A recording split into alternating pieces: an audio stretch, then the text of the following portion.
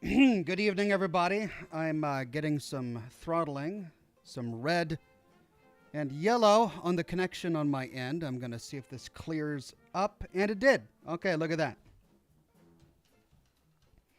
It cleared right up. I don't understand it, but I'm not going to complain. Hey, as long as it's working, I'm happy. Good evening, everybody. Good evening, one and all, and welcome to Scotch and Smoke Rings, episode 749.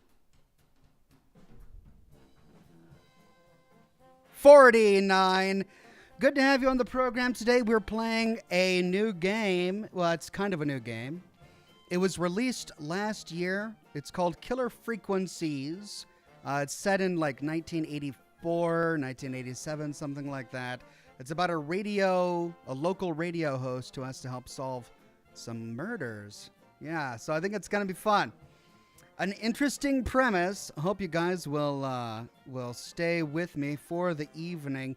Sorry for the delay. I tweeted out that I was going to be a couple hours, well, a little over an hour late today due to childcare issues, and I'm here now. Kids are sleeping in bed. Everything's good to go, and I'm yours for the remainder of the night. We are going to have a great Q&A and a wonderful time playing some games. Ward Roberts with the first super chat of the day says, "Hey Ox, on the nukes being dropped by Vault-Tec theory, I forgot one, while playing 76 you have access to nukes, so maybe Vault-Tec may have had access like 76 did." It's kind of like in Fallout 76, Vault-Tec didn't control the nukes, which is why we had to leave the vault, right? We had to leave the vault and find silos Alpha, Charlie, and Bravo because Vault-Tec didn't have access to them. So we had to find ways to get in. It involved finding a pre-war officer who had the launch codes. It was actually a really tricky and complicated process to get through that, which you'd think would be a lot easier if you could do it because you were Vault-Tec, right? So it actually makes less sense. Why would it be easy for Vault-Tec to launch them in the movies, in the show, but very difficult for Vault-Tec to launch them in Fallout 76? So it actually makes less sense. But that's where we are. Still good thoughts. Interesting question. Mad Ray Sunshine on Twitch says, "Are you only live on Twitch?" No, I'm live on YouTube, Facebook, Twitch, and Kick. The majority of my viewers are on YouTube today, but my audiences are growing all over the world. John Merritt on Facebook gives a little party emoji. Thank you very much, John Merritt. Graham Cracker Muncher says that I'm on YouTube as well. I am on YouTube as well. Mark from Sales gifted 10 Oxhorn memberships to the community. Thank you very much, Mark from Sales. And congratulations to IMG Snap, Sarah Slack, Remy Canadian, Brett's Builds, Ranger Conquest, Stephen Haworth, Richard Lunn, Guyver Unit, Mr. Bear, and Johnny Marquez Ramirez. Thank you so much.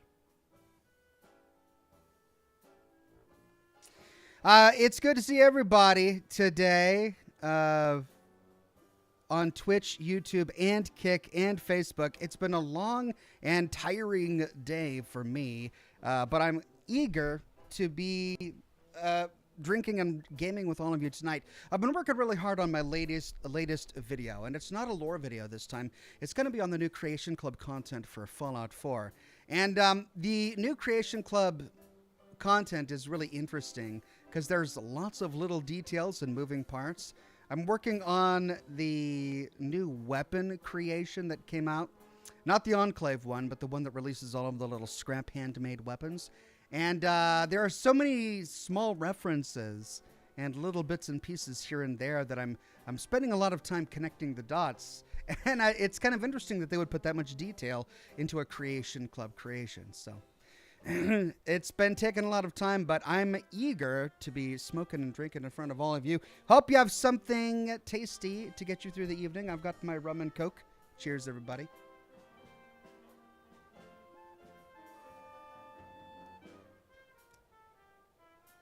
And of course, it wouldn't be Scotch and Smoke Rings without Scotch. Cheers.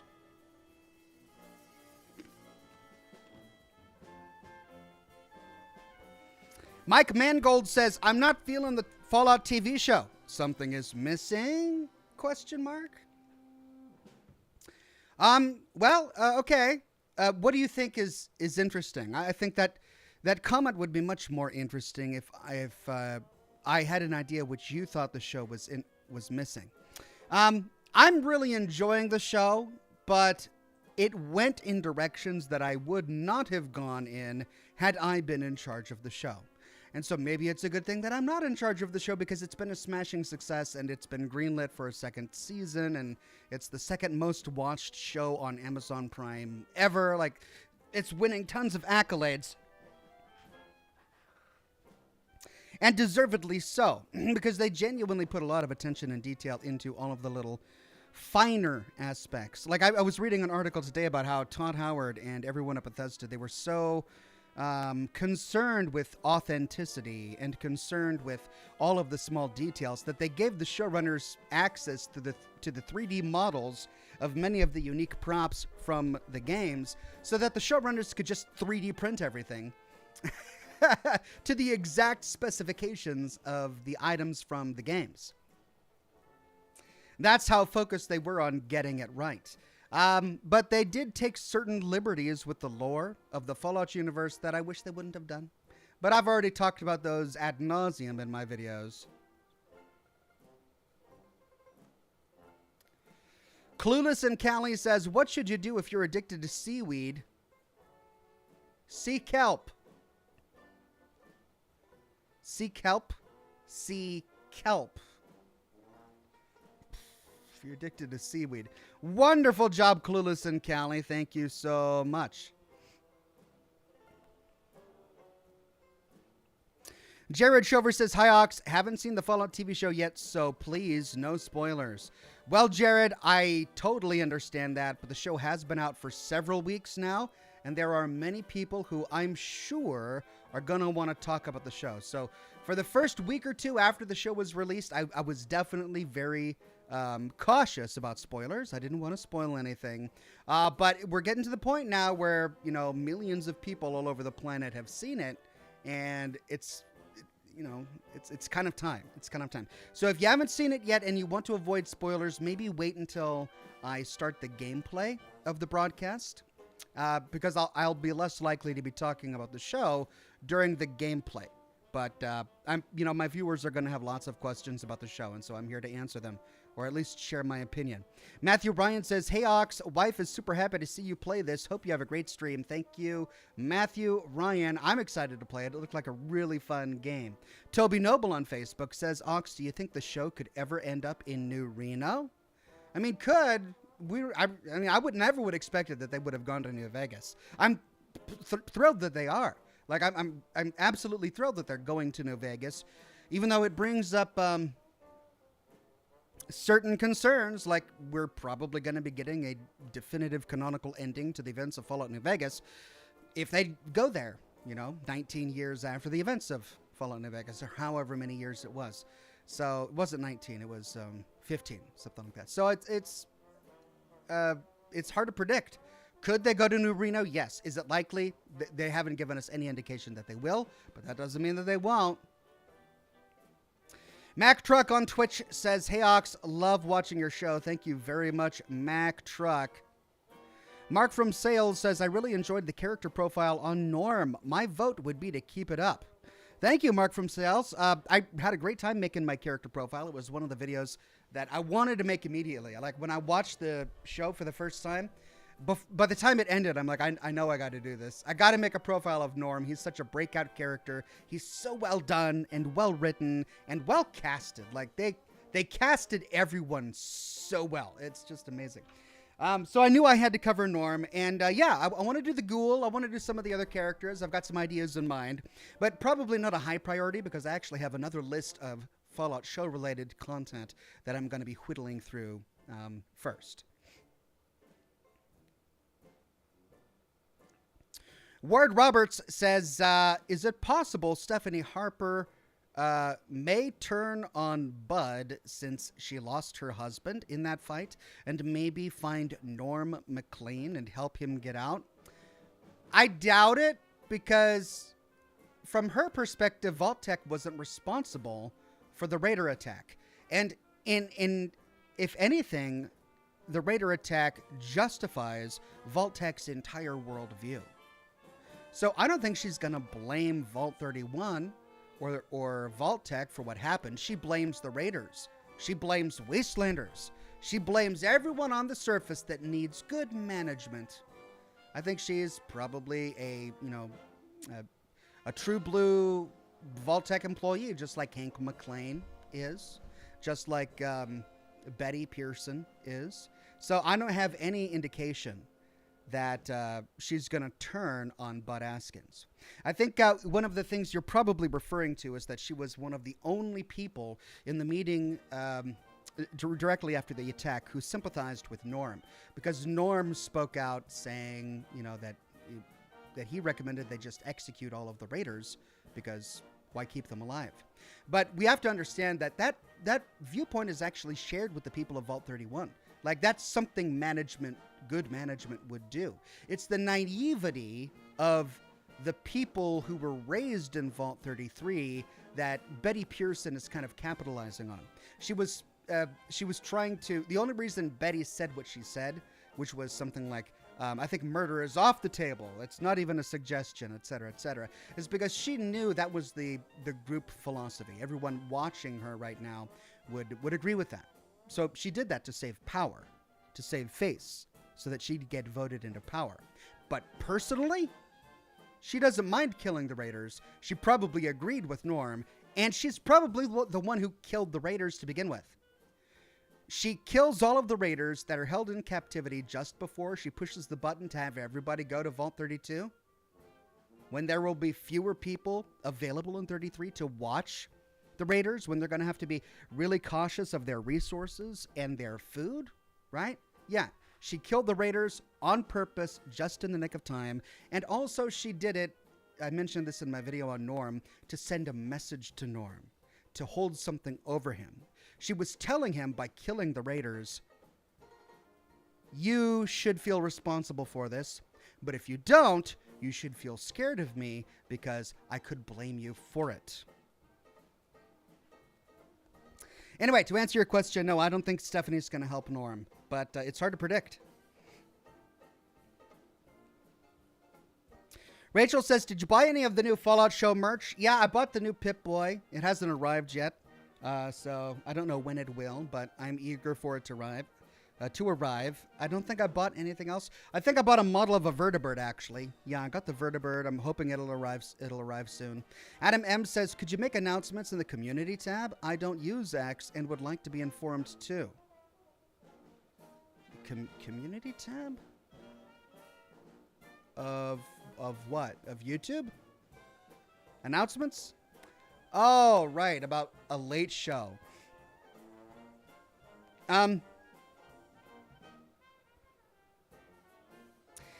Maybe it's something to think about. I've avoided using the community tab on YouTube because, I've got 1.6 million subscribers on YouTube, and anytime I want to say anything, if I publish it in the community tab, it's going to ping all 1.6 million of them saying, hey, Oxhorn has something new.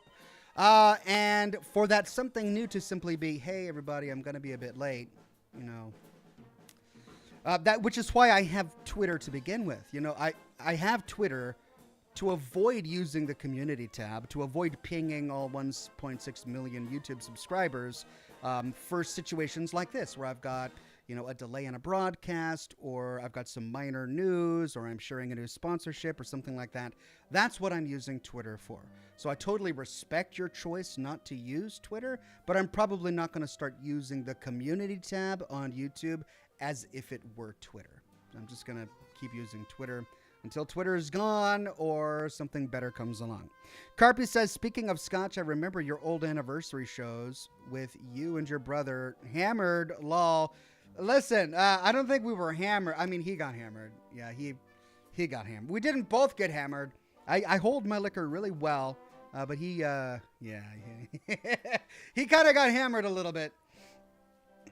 Those were fun days.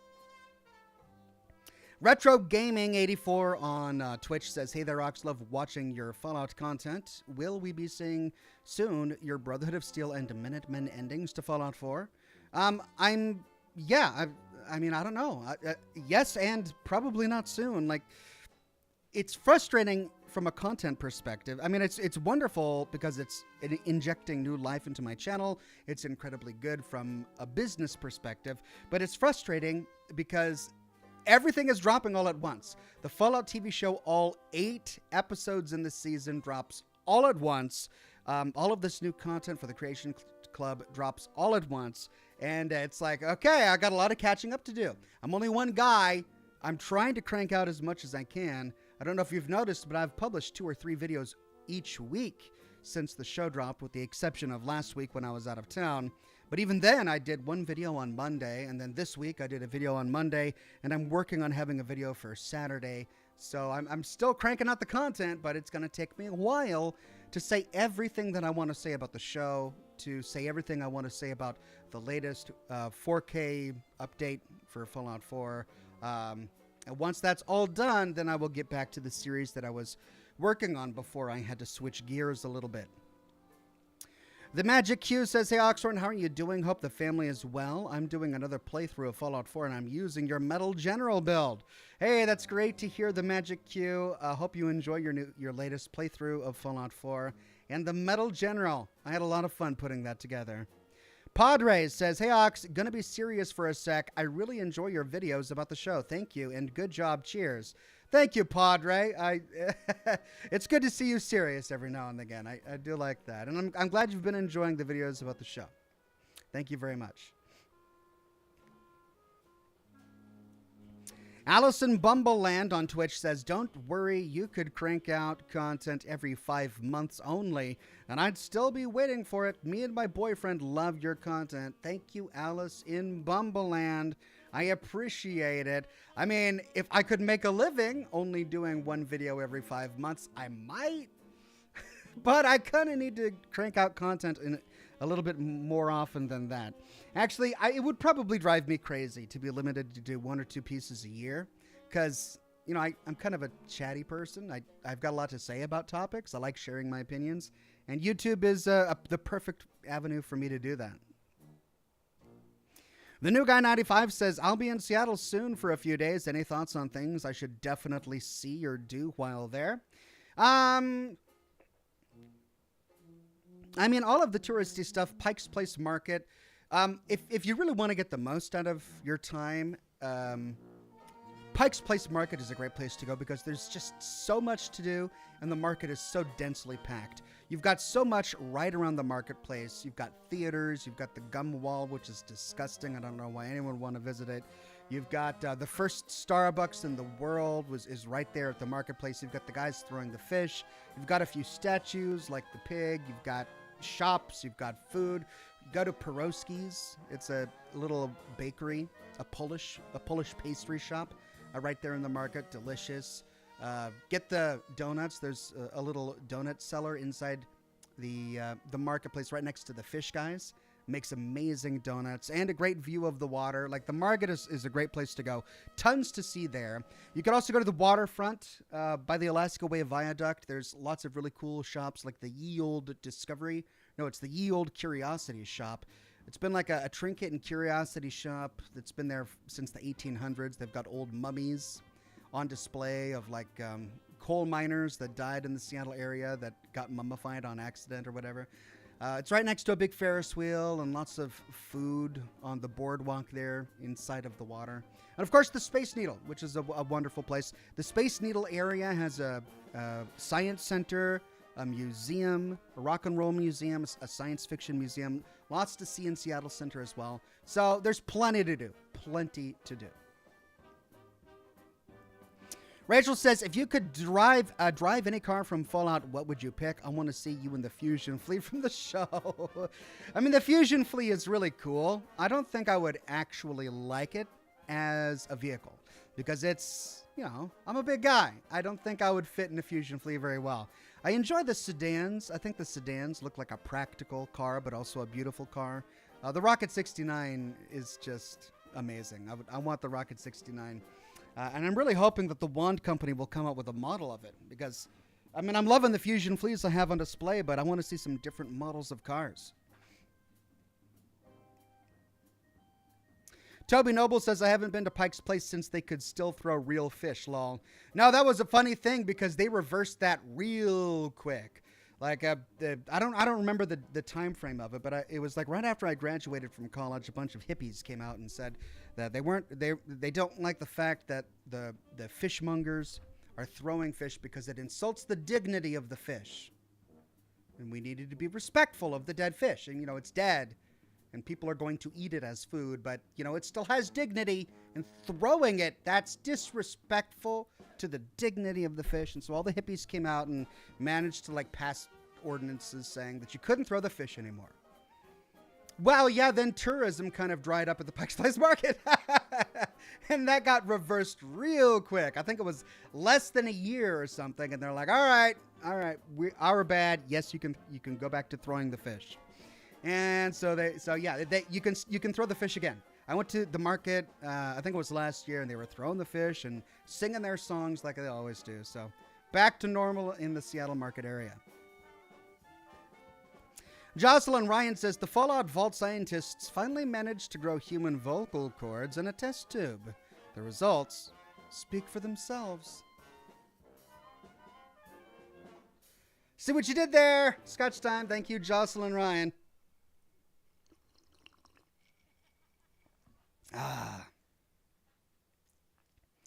You could do a lore vid titled Pass the Ox Cord. Cheers, Ox. Well, thank you very much, Jocelyn Ryan. A tempting idea. Loveless Cooney on Twitch says, hey, Oxhorn, this is my first stream, but I love your Fallout videos. My mother is a huge fan of yours and watches all of your Fallout content, but sadly she has been sick in the hospital for over a week. Her name is Norma, and she loves you. Well, tell her that I wish her well. I hope she has a swift recovery. Sorry to hear about the week-long hospitalization. I hope she's getting great care. Tell her that I said hi and that the entire Oxhorn community is rallying behind her in hopes that she heals quickly.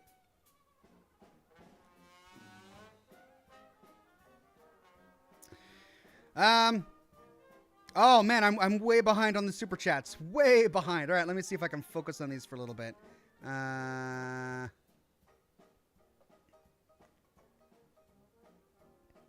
Here we go. Throwing Steam says, hi, Ox, what do you think of the theory that the Brotherhood of Steel has assimilated the Legion and thus why they are more ritualistic? Also, the color change of their flag to ones resembling the Legion colors? The flag in Fallout 4 was orange and white, but there was also a version that was red and white as well. The Legion colors are yellow and red. There was no flag in the show that was yellow and red. Like, the Legion color is a yellow bull on a red square background. That's not the Brotherhood's colors. The Brotherhood of Steel was ritualistic in the earlier games as well. It was really the Bethesda Fallouts that took a little bit of the ritualism away from the Brotherhood of Steel as an organization. But if you explore the Brotherhood Lost Hills in Fallout 1, you walk away with the impression that they're a very, ritualistic order. I mean, their theme song in Fallout 1 is called Metal Monks, for crying out loud, right? Like, the background music was a bunch of chanting. So this isn't new. This isn't new. It doesn't come from the showrunners. It's very much in line with how the Brotherhood of Steel was originally envisioned. And we have absolutely no evidence whatsoever that the Legion in any way got absorbed by the Brotherhood of Steel. It's an interesting theory, but there's no evidence for it whatsoever. Jez Vicious says, hey, hi, Ox, I'm currently back into settlement building again and downloaded a mod that lets you build in Fairline Hills for myself, Kate, and Curie. I'm very happy I can explore Boston again. Oh, Jez Vicious. That's amazing. Well, Fairline Hills, it's a cute little cul-de-sac, a wonderful place to settle down with your wives and raise a family. And not that I'm judging. I mean, in my playthrough of Fallout 4, my Soul Survivor Suites was, she was lovers with Kate and Piper and Curie. she romanced absolutely everyone. She romanced everyone. But then again, I was doing it for lore too, so maybe it was because I had the lore videos to do. The Raging Krogan says, "Hey Ox, I'm in the middle of watching a World War II series called Masters of the Air. It's made by the same people who made Band of Brothers. So far, so good. That's awesome. I would probably really enjoy that." I remember watching a World War I series on YouTube called The Great War, and they basically broke down every week of World War I, every week. So every week they would publish a new video, and it was like, this is what happened during World War I 100 years ago. They managed to release the series in time with a 100-year time frame. So it was a fascinating series to watch, and they did the same thing for World War II after they completed World War I. I haven't caught up with that one, though. I really need to. Anyway, The Raging Krogan sounds fun. Julian Z says, "Good evening, Ox. So good to see you. Starfield's new update looks interesting. Many quality of life features, in-depth custom difficulty and detailed planet and city maps, and map marker live on the private test server now." I saw that, and it was so exciting because that's exactly what it needed. One of the weakest points in Starfield were the maps were just awful, especially the local maps. It robs every single planet of its character. Since you can't see what's on the planet, and everything's procedurally generated. You look in any direction and everything looks the same. There's no water, no waterfalls, there's no oceans, no lakes, no giant features. It's just craggy mountains, maybe a few trees over there, but it's just procedurally generated, which robs the surface of any character. But with a local map, it's going to show you a lot of the surface details, especially the structures and the other ships. That's going to help you, have points of references for navigation. So that's exactly what they needed. The screenshots I saw looked great, so I hope it continues going in that direction. JFX Studios says, in 76, doesn't the Overseer have a secret mission to gain access to the local nuclear silos, implying that by 2296, any Vault-Tec remnants would have access to the automated nuclear arsenal of Appalachia? Right, but my point is that if Vault-Tec dropped the bombs, why would Vault-Tec then need to gain access to the bombs? If they were responsible for the first apocalypse, and they were again responsible for the Shady Sands apocalypse, why would they need access to the bombs that they've already used in the past? So Fallout 76 makes us go through hell and back just to get access to one of these nuclear bunkers, which incidentally is why I only dropped the nuke once. I only went through that process once because it was so tedious and time-consuming and annoying. It was just, even all the way back then, when it was first released, it was unbelievable that they made it that tedious and that difficult just to do one of the primary functions of the game, which is to drop a nuke to change the landscape so you could actually complete the quest. It was just mind-boggling how difficult that process was. I don't know if they've changed it or not. But yeah, they made the Vault Dwellers go through a lot just to launch a nuke, which, makes sense if they're trying to keep Vault-Tec out. It doesn't make sense if they are Vault-Tec and they want to let Vault-Tec in. So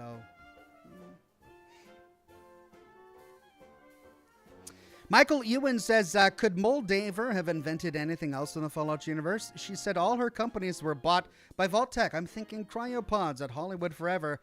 I mean, you're absolutely right. That's a wonderful idea. She did mention more than one company that she worked for, and that Vault-Tec swooped in and bought up all of the companies she worked for. Now, she left us with the impression that the reason Vault-Tec was able to buy up all of those companies is because she didn't actually own them. She was a researcher or a scientist or an inventor at those companies. Had she actually been in charge of those companies, she never would have let Vault-Tec buy them. But Vault-Tec did buy them. Well, I mean, it could have been a hostile takeover, I suppose. But anyway, she didn't say she owned the companies. She said she just worked there and that a lot of the technology she helped develop at those companies was acquired by Vault-Tec. But to your point, yeah, I mean, cryopods is right there. It totally could have been that she had her own cryopod, which is why we find her so much later in the timeline. JFX Studios says, also, Wax, love your content and everything you do. Thank you very much, JFX Studios. The Raging Krogan says, I got a cigar highly recommended to me that I'm trying out tonight. It has a strange name, but tastes delicious. It's called Pepper Cream Soda Broadleaf Toro. Despite that name, it's not flavored. Lol. Yeah, the oddest part of that is the cream soda part. Like, I typically don't like cigars that have flavors, like vanilla flavor, chocolate flavor, cinnamon, fireball, whiskey, cigar flavor. Just no. I want a cigar that tastes like a cigar. That's why I'm smoking the cigar. And actually, cigars that aren't flavored, they taste better anyway, because if it's not flavored by sugar or sweetener, then the person who makes the cigar has to age it appropriately so that it takes on the characteristics that it wants, which is why many cigars will have a hint of like a nutty taste, or a hint of chocolate, or a hint of pepper or something. And that's not because there's pepper or chocolate or nuts in it. It's because the leaves were aged in a certain way to develop those characteristics. And those tend to be higher quality cigars. But anyway, it sounds like an interesting cigar, and I'm glad you're enjoying it, the Raging Krogan. Greg Williams says, hey, Ox, what did the zebra say to the piano keys after looking at the grand piano? Are you my dad? And what do you think of the new quest in Fallout 4? There are 3 new quests in the most recent update, and I'm producing content right now that's going to explain exactly what I think about them.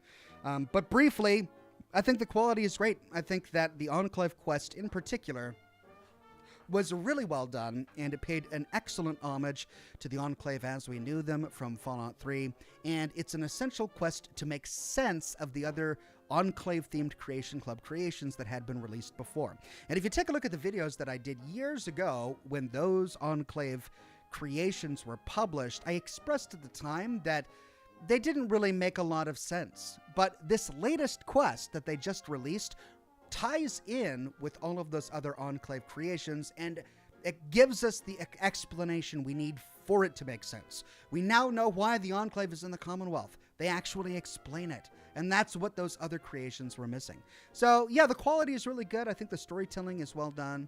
I think that the gear you get is really powerful. So for these quests to be now a sort of baked-in part of the game, because it's free. You know, you don't have to buy it. You don't have to install the Creation Club. You don't have to download it. Like, you install the game now, and it's an automatic free download when the game updates. So it's a baked-in part of the game, and you can get those quests at such a low level that it kind of feels like you're cheating a little bit to get so much cool gear that early in the game. But that said, they're pretty good, and I'm really glad they came out.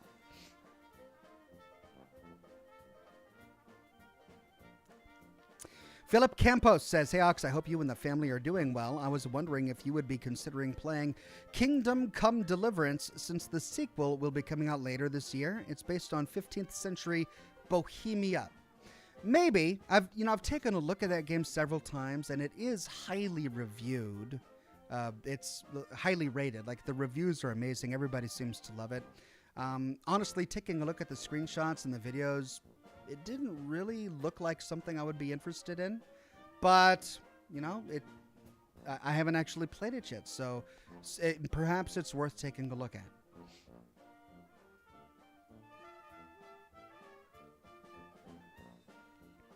Levartation says, evening, Ox and chat. So Ox, I'm not one to support addictions, but I made a Vault-Tec caviar. Cheers! No, you didn't, Levartation. Really? Did you? Did you make the Vault-Tec caviar? Oh, man. Doggone it. I'm going to have to find it. I'm going to have to go to your store page there. Did you make the ghoul fluid? The little vial of ghoul fluid that Cooper Howard has to take? Yeah, we're going to need that as well. Yeah.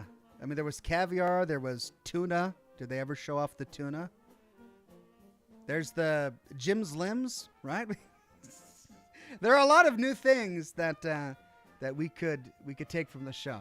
Now, that's great, Levartation. Thanks for letting me know. None of your beeswax says best Oxhorn video is the correct way to wax a canvas jacket.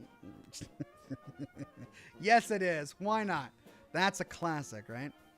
The Reverend Coyote says, don't forget the aquarium by the Needle. Yeah, the aquarium is a great location. If you're visiting Seattle, can't recommend it highly enough. Taken the kids there many times.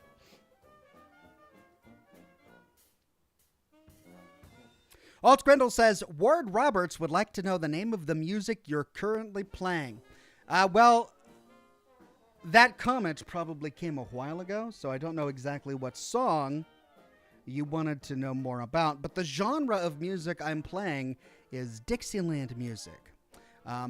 So, yeah, I would just try and find a playlist on Spotify or Pandora of Dixieland music, and eventually you'll hear some of the songs I'm playing on this broadcast tonight.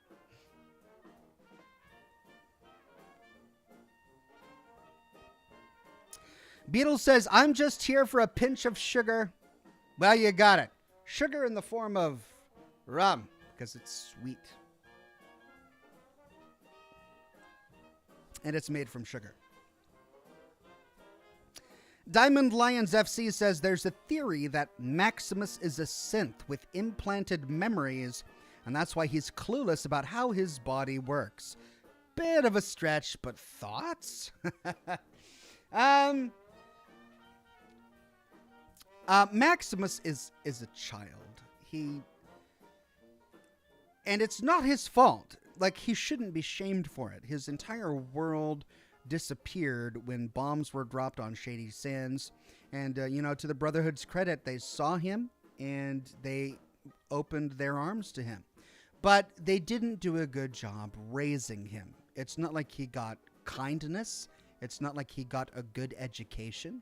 He was taught about technology and nothing else. Like, he didn't know that the bombs had dropped 200 years before the bombs dropped on Shady Sands. When he was having a conversation with Lucy about American history, he didn't know that there had been an apocalypse before the one he lived through. He thought that one, the one he lived through, is the one that caused everything around him.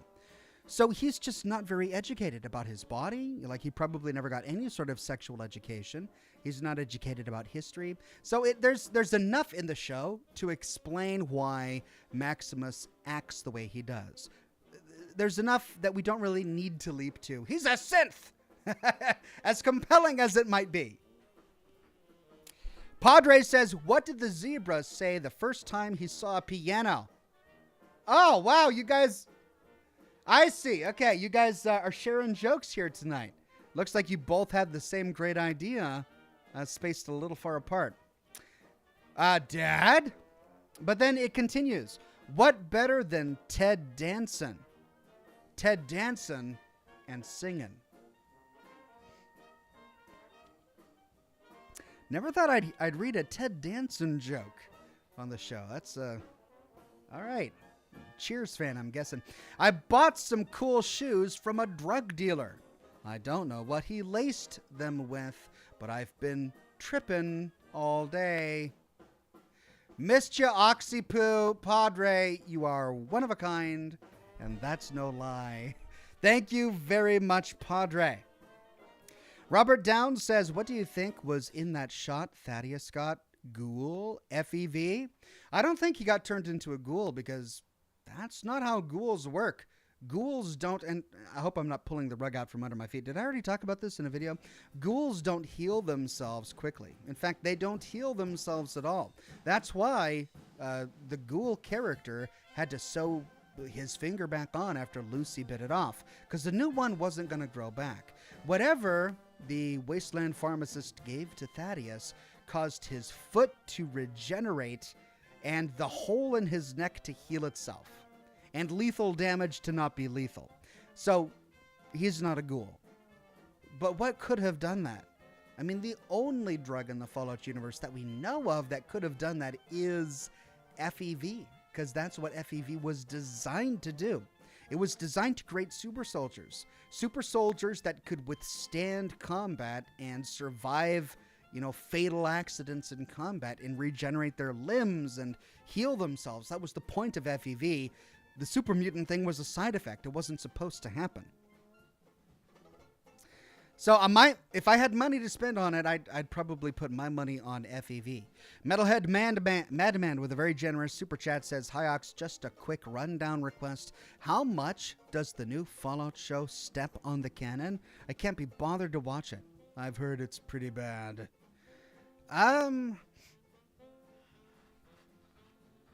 It depends on what you consider to be bad. So you always want to advance the story, right? The nice thing about the show is that it does create its own story. It's not retelling the story of Fallout New Vegas. It's not retelling the story of Fallout 4. It's not even using any of the same characters that we saw in those games.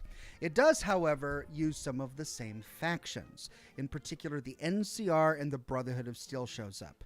There are some people who are really finicky about the way the Brotherhood of Steel is presented, but I actually really like it. I think that they made the Brotherhood what the Brotherhood should be. Now, my one concern is that they do kind of talk about the Brotherhood instilling order, but it's very brief, and the Brotherhood's actions don't convey any desire to create a government that rules over the wasteland, which they shouldn't, because they're only concerned about technology. So I love the way the Brotherhood is presented. I don't like the way that they handled the NCR. As somebody who thinks the NCR was probably one of the closest you can get to perfection in a post-apocalypse, I think it deserved a better fate, or at least a fate that was more explained, that brought you along for the journey instead of just showing you a dead NCR, which is a bit of a bummer. That said, it's totally within their prerogative for it to happen. It's totally within the character of the Fallout universe for something like that to happen. After all, democracies had fallen in the past. It's not, the Fallout universe is not a stranger to democracies failing. So it's totally within the character of the Fallout universe for what did happen to have happened. I'm just sad that it did happen. As for the other factions, I don't think they really trampled on anything. They briefly talked about House in New Vegas, but we didn't learn much about what happened over there. So I think it's a good show. It's certainly worth your time. Deathica says, "Relaxing with whiskey, assembling my Thunder Jaw model kit, watching Scotch and smoke rings. It's a great night. Cheers, Zox. Cheers, Deathica. Enjoy your Thunder Jaw model kit." Man of Warp says, "You fire the flare in the direction of the farm named Grey Garden, and to your position, carrying muskets, comes 16 Minutemen." It sounds like the beginning of a joke, or a song, maybe. But I like it. Thank you, Man of Warb. Victoria Calendar says, "Evening, Ox. So excited to see you give this game a try. Happy playing." Thank you, Victoria Calendar. Oh, I see. Man of Warb, that was a continuation of a previous super chat. He says, to the tune of 60-Minute Man. 16-Minute Man, 16-Minute Man, traipsing through Boston late at night. I don't remember how the song goes. Stumble on a mutant den. You recall a flared gun Preston gave you. Summons the Minute Men. Thank you very much, Man of Warp. I'd have to hear the tune again to be able to put the lyrics in place. The Raging Krogan says, "What's the difference between a hippo and a Zippo?" A hippo is really heavy, whereas a Zippo is a little lighter. Thank you, the Raging Krogan. Wonderful addition.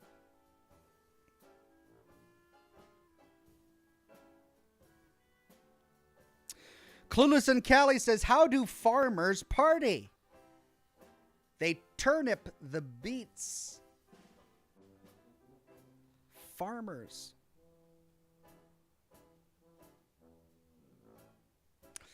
I mean, there's so many ways this could go. They only wear certain carrots, and, they go to the restroom for peas. Wonderful addition. Thank you very much, Clueless in Cali. Jez Vicious says, I forgot to say that a few months ago I made the Fancy Lad snack cakes from the cookbook. I'm drinking a Tullamore Dew Irish whiskey and Coke. Sounds delicious, Jez Vicious. Thank you very much. Man of Warb says, there'll be 16 muskets firing, 16 muties drop. There'll be 4 hounds to loot, 4 hound chops to cook, 4 less rataways to pop. Thank you, Man of Warb. I really need to, I should listen to the song first so that I can understand where the lyrics are supposed to go into the beat. But I appreciate it.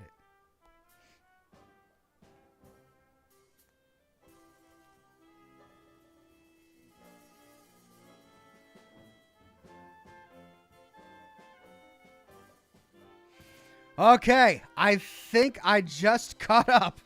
Where are we? Wow, man. Time to wet my whistle. Wah, wah, wah.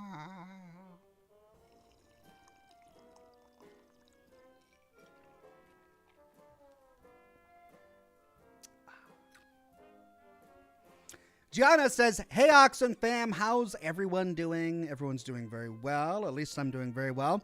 I think we're all doing well because we're all having a great time enjoying drinks with each other as company. Thank you, Gianna. Hope you're doing well. Greg Williams says, heard the worst pickup line tonight, but still laughing, have to share. Oh, babe, I crapped my pants. Can I get into yours?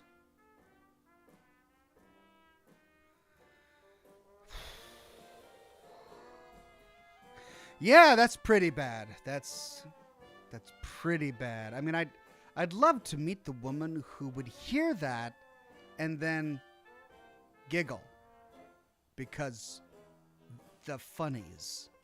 That's like, it's intentionally bad.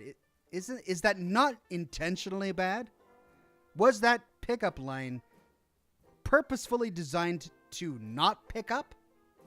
Because I can't imagine it ever picking up anything. Awful. Thank you for that one, Greg Williams. Naughty Applejack says, hello, Oxhorn. Tonight's a great night. I've got popcorn and pop chips and a few snacks. And best of all, you streaming a good game. Thank you, Naughty Applejack. Sounds like your evening is set. My best of all is that you're all here with me tonight.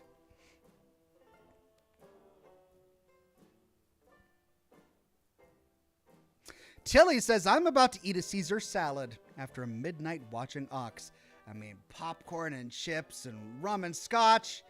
Caesar salad. There's no... I'm not... What is it the kids say? I'm not going to yuck your yum. I'm not going to yuck your yum. You're a Caesar salad girl. That's fine. More power to you. I'm not going to yuck your yum. Unless it has to do with pineapple pizza. And then you deserve it.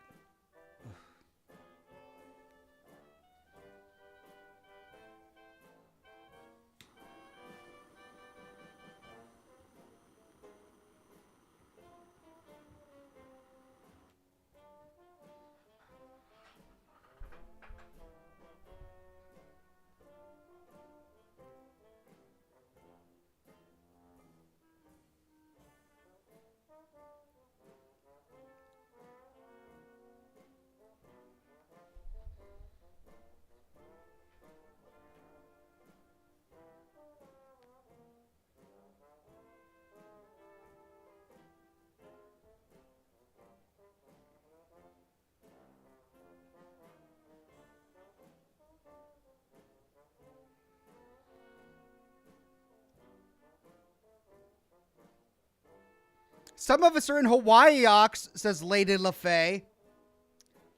All right, yeah. I love coconuts. They're so good. Coconuts. Oh, you meant about the pineapple pizza. Is that like a national... well, I shouldn't say national because you're in the nation. Is it like a regional dish? Like, do they do pineapple pizza? Which Italians moved to Hawaii and thought this is a great cultural amalgamation? Pineapple on pizza. Would you have coconut on pizza? No, right?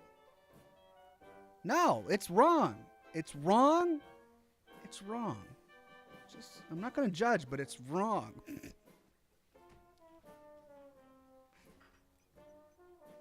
I really don't care. I genuinely don't care. Ass jerky. That's a nice Fallout reference, and it is now an actual Fallout reference. Wow. Ass Jerky gifted 5 Oxhorn memberships to the community. Thank you so much, Ass Jerky. And congratulations to Jake the Snake, Garg Dargus, Angry Kitty, the Mad Wizard, and Dr. Cox. Gianna says, I happen to really love pineapple pizza. Well, then you're lost. You are lost to me. There is no helping you. I kid. I'm kidding, everybody. There's always somebody who doesn't get that it's a joke. There's always one. And then I'll get your angry messages later. Jocelyn Ryan says, after seeing how the Vault-Tec sales rep sold the new vaults, I can only imagine how bad a used vault pitch would go. That would be fun to listen to. I'd love to listen to that. Ward Roberts says, hey Ox, have you heard the mod An Old World Radio Christmas? It's hilarious and was great to hear last Christmas. I haven't heard of that. No. I think I need to take notes. Old World Radio Christmas.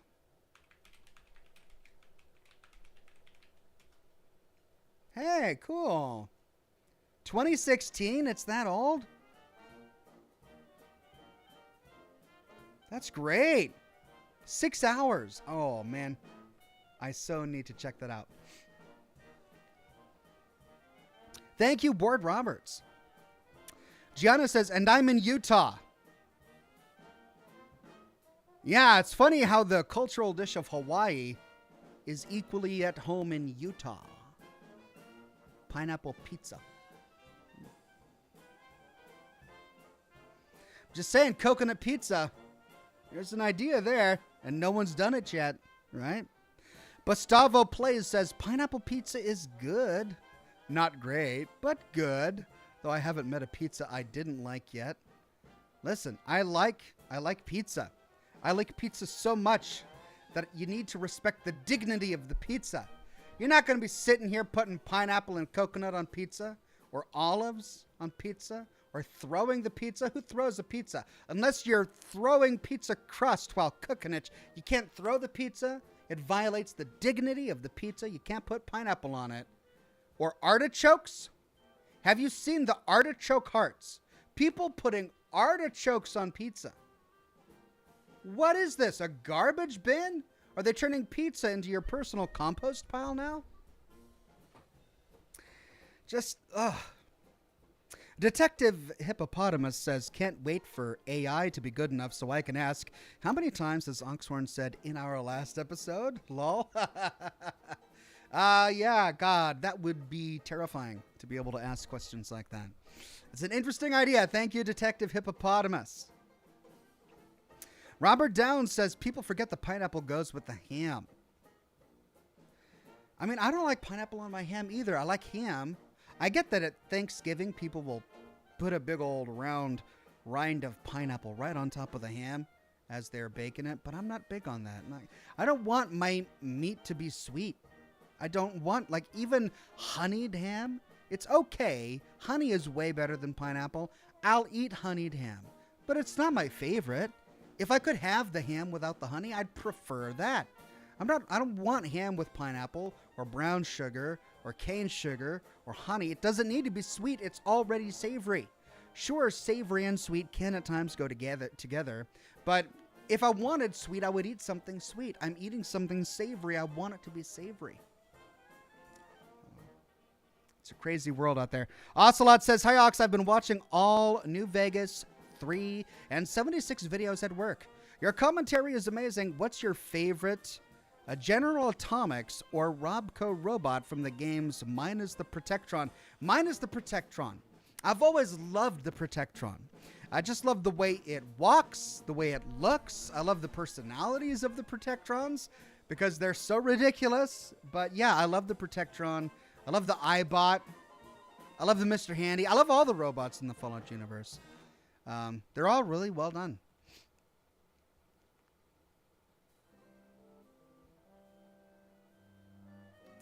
Gwendolyn says, according to the BBC, Hawaiian pizza was actually created in Canada in 1962 by a Greek immigrant called Sam Panopoulos. Yeah. No, that makes sense. Everything about that sentence? Yeah, that makes sense. Canadians. Of course it's Canada. Listen, you should apologize. Canada, all of you, all of Canada. You should apologize for pineapple pizza. Julian Z says, Ox, how can you hate pineapple on pizza so much? The sweet acidity goes so well with the savory of cheese and the marinara. For a delicious flavor, your nose just cannot detect the complex nuances of the flavor. Okay, fine. That's fine. I'm happy to admit that. But my nose is my nose. My taste buds are my taste buds. And I'm not going to apologize for them. And I'm not going to change them. If my nose and my taste buds have come together and discussed it and decided that pineapple-y sweetness is not suitable for pizza, then that's my stance, and I will stick to it. Gianna says, I agree with you on artichokes. Anchovies are a no. Well, yeah, anchovies too. Artichokes and anchovies. Also bad. Just awful. Maybe if anchovies had been cooked, because they put them in raw, don't they? But still, there are so many other meats you could choose. Like, I get if you're struggling, you're on hard times, and you see an anchovy farm, and otherwise your kids are going to go hungry, okay, dip your head into the water and get a couple of anchovies. Fine. But there are so many other meats that are just as expensive that, are not dead salted fish that you could eat and put on your pizza. But why the anchovy?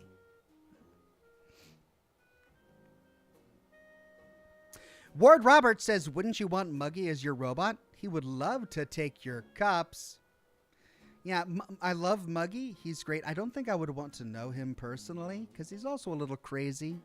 He's kind of like a train wreck. You don't want to be in one, but you don't mind standing back and watching one from a distance. That's kind of how I am with Muggy.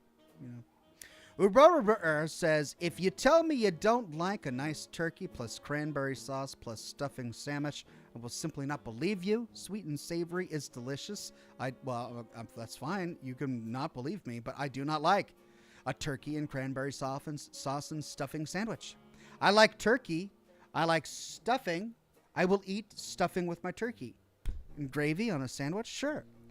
But cranberry sauce? There's nothing about cranberry sauce that makes sense and that I think improves a meal, in my opinion. Gustavo Plays says, have you ever had a cheeseburger pizza? It's hamburger helper on a pizza with onions. I've never had it.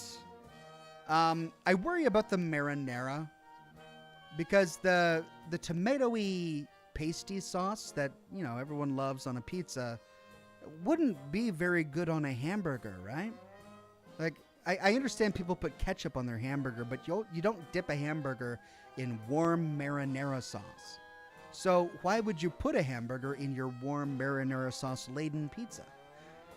I've never tried it, and this is a food I probably would try because I like hamburgers and I like pizzas, but I just don't know if they go well together.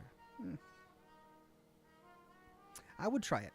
Craig Euler says, I Googled coconut pizza and found a creamy, vegan, coconut mushroom pizza. Apparently, they do exist. Oh, of course. Of course they exist. It doesn't take a lot of creativity to just imagine the worst things in the universe and saying, I'm going to put that on a pizza. Anyone could do that.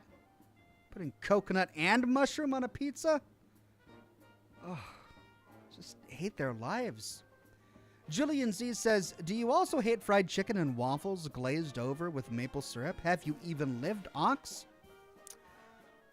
I do like chicken and waffles. And I do like maple syrup. So, okay. I see what you're saying. Maybe there is a place for sweetness with the savory. I just don't get fruit. I don't want my sweetness to be fruit.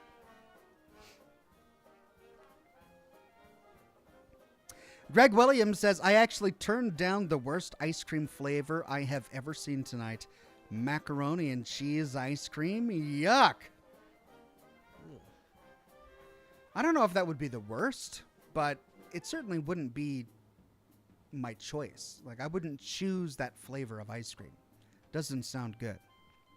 Jocelyn Ryan says, Ox's version of a sweet and savory is chasing his sip of rum with a sip of scotch, y'all. This is true. Got to get the sweet. And then wash it down with a savory.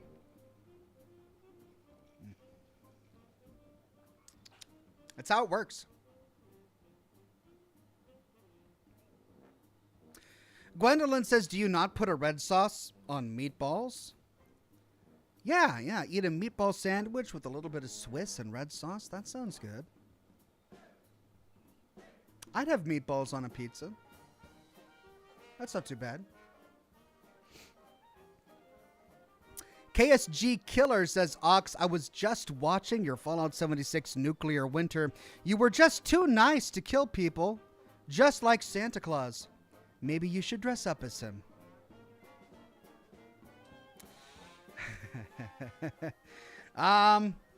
Yeah, you know, I probably will someday. That's probably in my future. When someday I'm old and gray, I will have a career as a Santa Claus, like a mall Santa. I think I'd probably be good at that. Yeah. Jackal Wise says, have you ever had a hot turkey or beef sandwich? It's turkey or beef in a sandwich covered in beef or turkey gravy. We make it out of leftovers. It's very tasty. Yeah, I've had an open-faced turkey sandwich before with gravy. Those are good. I like them. Alt Grendel says, time, Oxhorn. Is it time? It is. It's time to dive into the game. How's my connection, everybody? I'm getting a little bit of a red light. But I'm not seeing any connectivity hitches on my end, so I'm going to assume that we're all good. Robert Cesarma gifted 5 Oxhorn memberships to the community. Congratulations to B.A., Crangus McBasketball, Chris McCobb, Keith Searsy, and Robert Rhodes. Thank you very much, Robert Searsma. All right, let's get the game fired up here and try it out. See what we think. Ward Roberts says, from Kevin Torres, hi Ox, one question. Have you played the Fallout 4 mod called America Rising 2 Legacy of the Enclave? It's a full playthrough explaining the Enclave. You will love it so much. Explication. Well, I have not played it, and as much as I think I would probably admire the storytelling, it's not a canonical piece of lore.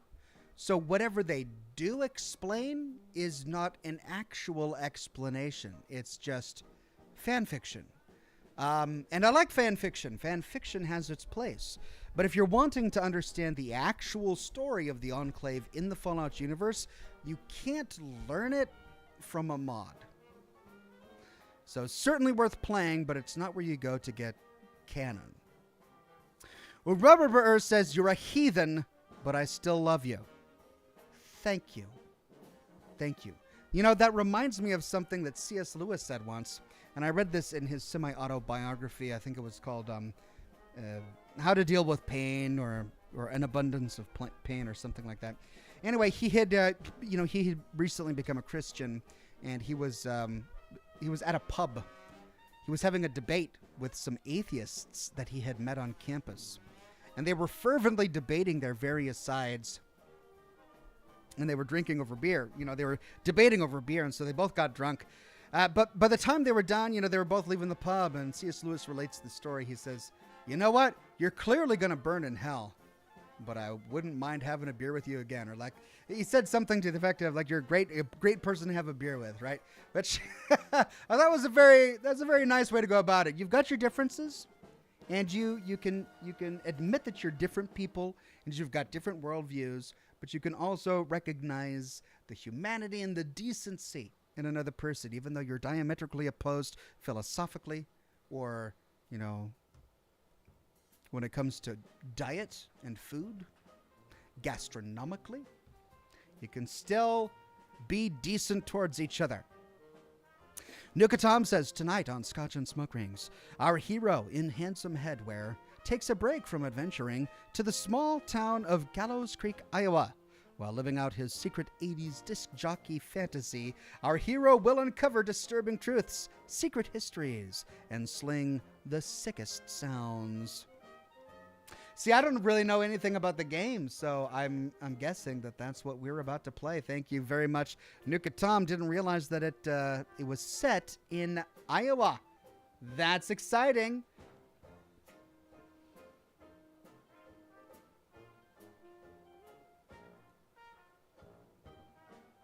Has anyone ever said that about Iowa before? That it's exciting? Well, I'm excited. All right, let's fire up the game and dive in. Let me go turn off the lights.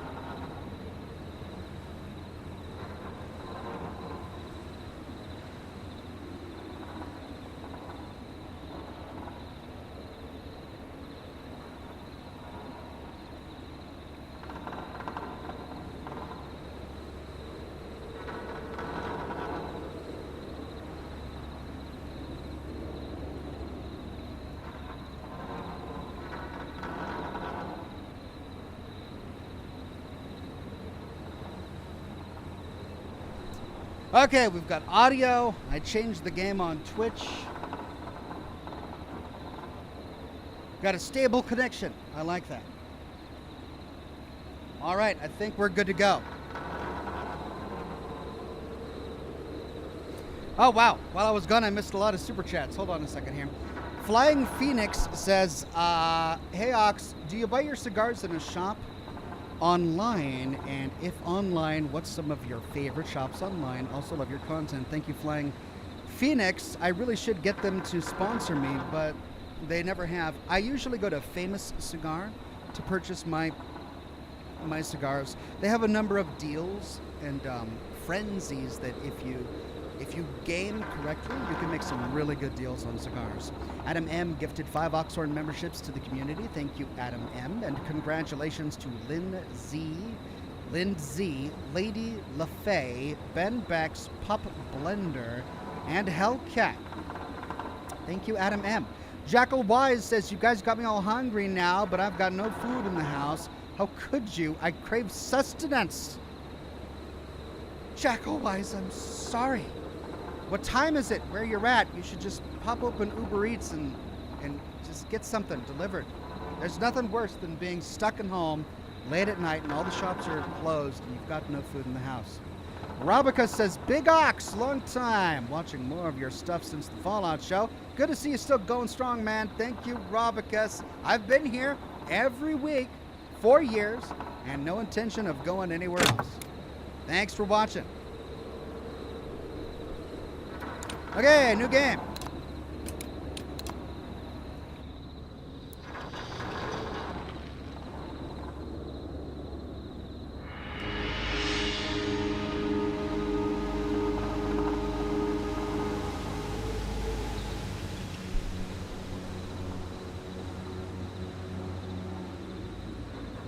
Okay, the tutorial section of the game. Move with WASD. Alright, we're gonna move with WASD here.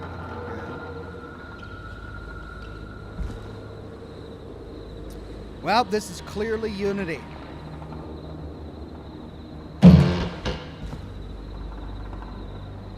Picking up objects, left click to pick them up. Alright, I picked up something. F to drop.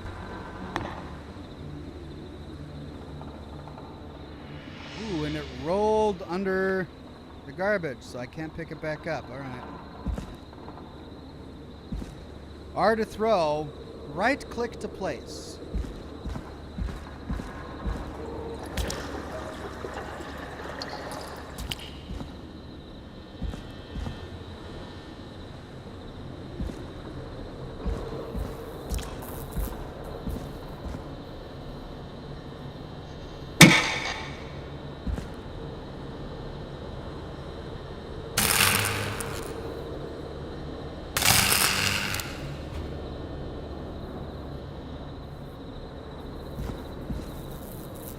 Okay, I wonder what that did, if anything at all.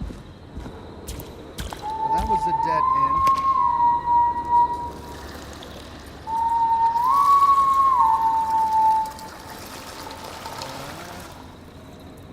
What? Okay. Just another random person whistling. The last game we played, Lazarette, had random whistling as well, right?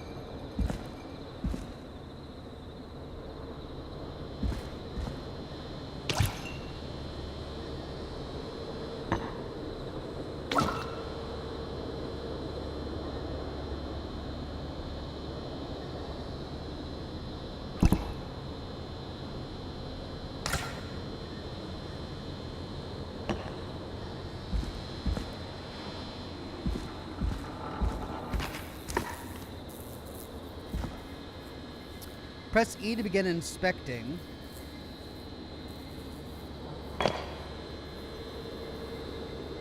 Okay, fam.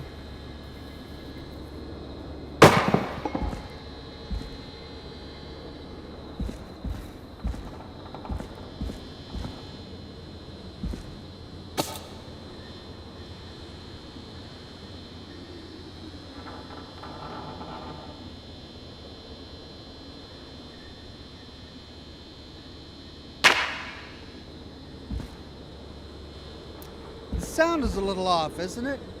Crouch. Press Control to toggle crouch. Okay, I have toggled crouch.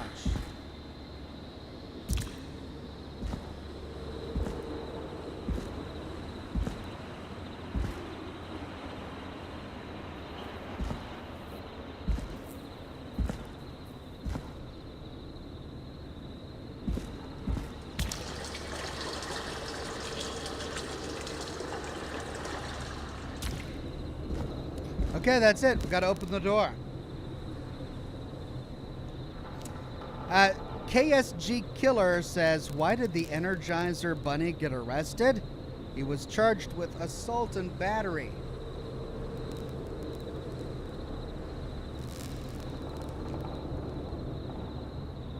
That would be better if it went. Why was the sodium deprived Energizer Bunny arrested after stealing salt from a dinner table?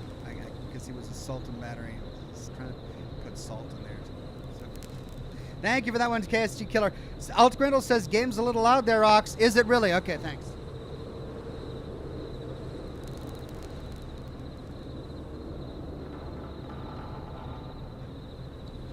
Check, check, check. All right, I turned my microphone up and I turned the game volume down a little bit. All right, let's open the door.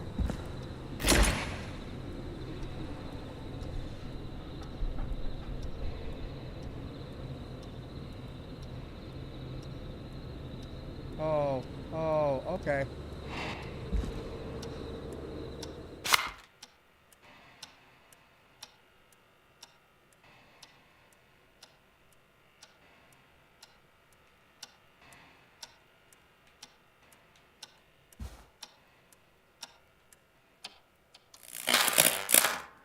Uh-oh. Uh-oh.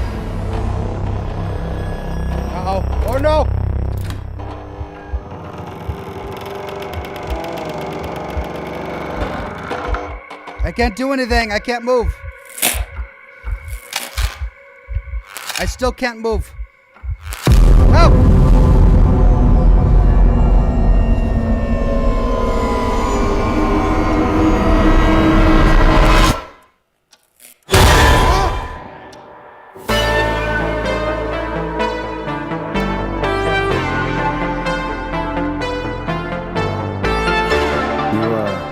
You hear something, Peggy?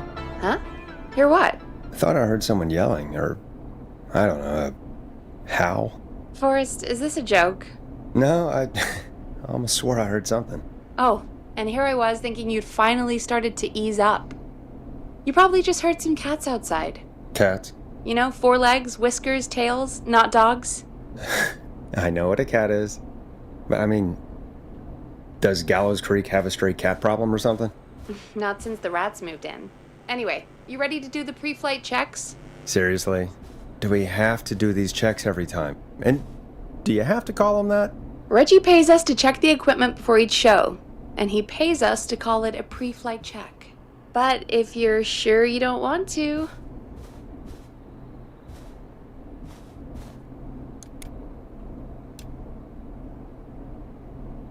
Okay, let's do the checks this time. I could use a tutorial. Urorur says, Ox, my kid has been eating electrical cords, and I asked my friend what I should do about it, and he said, ground him until he conducts himself properly.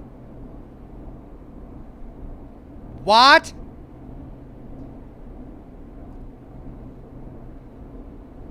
Thank you, Urorur. All right, fine. Let's get through this.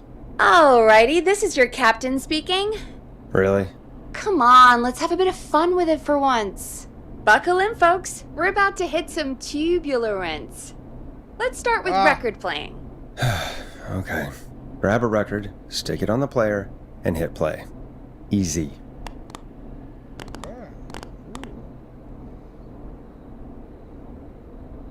Okay, what are we thinking? The Hang-Ups featuring the 1984 Forrest, hit Let you Me need to grab a Go. record and stick it on the turntable. The Word, Smooth, Storm Riders, Stab in the Twilight, The Late Night Lurkers, The Flow. The record box is on the left, and the record player is on the right. Pick a record and stick it on the turntable. Then hit play. David Scopo, Moonlight, or 1980X. All right, let's try the Hang-Ups.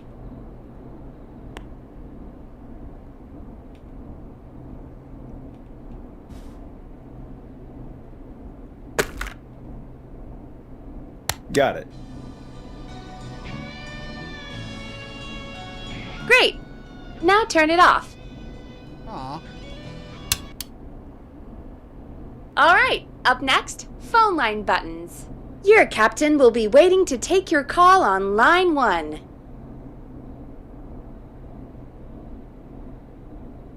All right, Peggy. Ready for you on line 1. Who's Peggy? This is Captain Donald Key calling. Call me Don. You get it? Yeah, it's a riot. Great, and button 2 works just the same. So, let's move to the Peggy button. You mean the producer line? Like I said, the Peggy button. Press it when you need my help during the show. Is there a Peggy mute button? They haven't invented it yet. Now come on. The Peggy button is the 3rd one on the phone line. I labeled it for you.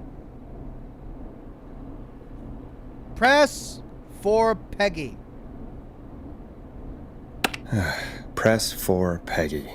This is your brain, Forrest. Sorry I made you such an unfun turkey. I'm a turkey now, am I? Okay. Are we almost done? Sound Blaster next. That's an easy one. Sound Blaster? Nuka Tom says, I don't know if I hate or love that the killer legitimately looks like me. Sound Blaster. Front of the desk to the right. So, front of the desk to the right? What is a Sound Blaster? It's the thing covered in buttons. I mean, they're all covered in buttons. What, this? Oh, this. Soundboard?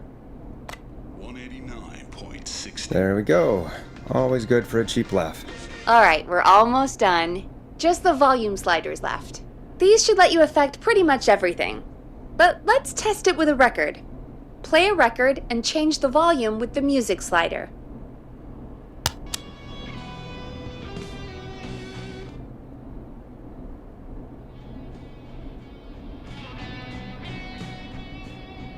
Sliders should be right in front of you, like directly in front.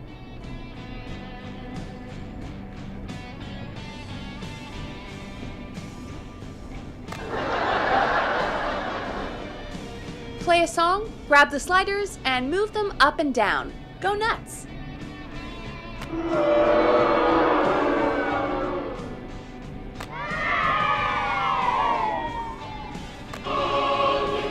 Sliders should be right in front of you, like directly in front. I've done the sliders. I'm going through this now.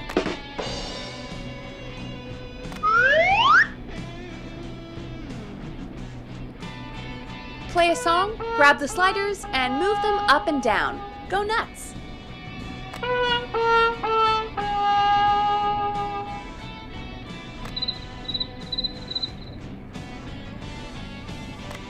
Sliders should be right in front of you, like directly in front.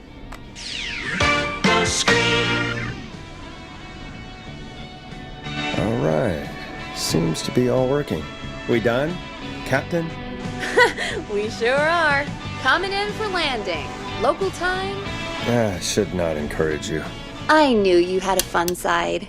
It's my fun side that gets me in trouble. Now, let's get the show started. After your introduction, our first segment is Guess That Scream. I thought that was a joke. Nope, and don't blame me for this one. It's Reggie all the way, and he demands we do it tonight. Okay, you're live in 3, 2...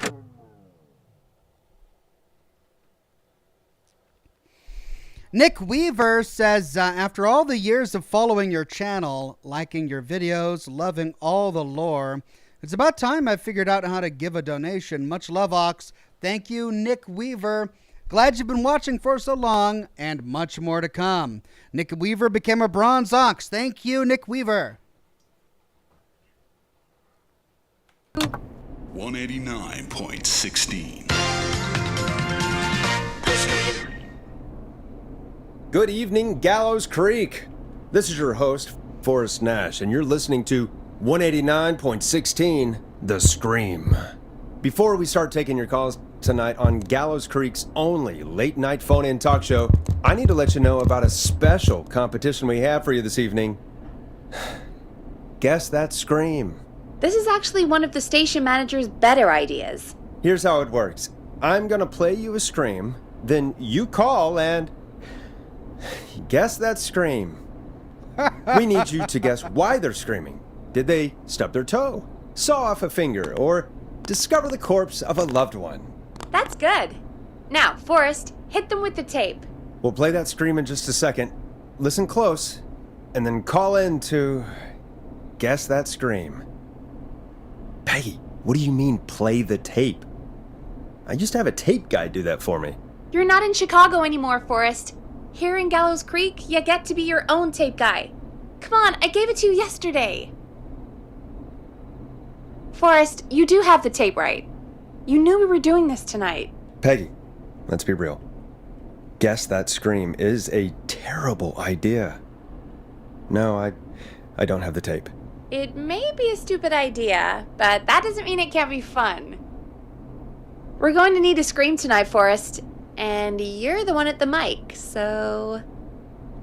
Oh, man. I hate what I've become. I won't do it. Or are you serious? Really, Peggy? You want me to scream? You know this show depends on my golden voice, right? Come on, Forrest, just do it. That's enough dead air already. Just think of a scream and let it rip. Oh, God. Sorry about that. I'm back. Had to step away there for a second. Listen close, and then call in to guess that scream. The perturbed Yeti scream, the falling from cliff scream, or the drowning scream? Well, I want to know what a perturbed Yeti sounds like. Megaton Mav says, "Hey Ox, just wanted to let you know how much you are appreciated. You bring an insurmountable amount of joy to my life. You've helped me get through a lot. Much love, man." Thank you, Megaton Mav. Much love to you as well, my friend.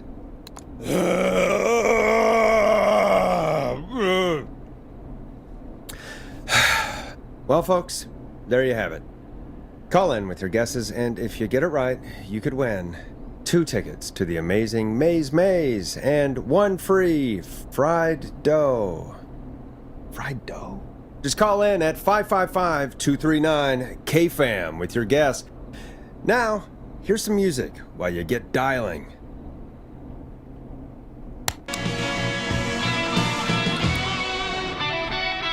Hope you enjoy this one as much as I do. Oh, God, Forrest, that was amazing! Thanks. I can't wait to hear what people think that was. How the hell did I get into this mess? Lighten up, Forrest. That's gonna be the highlight of my week.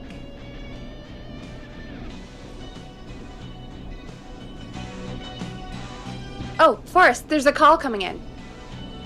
Okay, Forrest, shut the music off.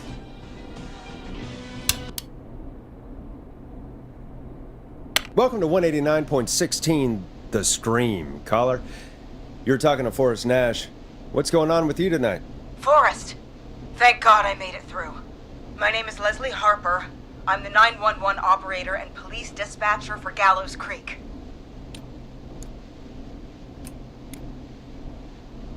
Leslie, I've got to say I'm always happy to have a caller, but shouldn't our 911 operator and police dispatcher be minding the phones?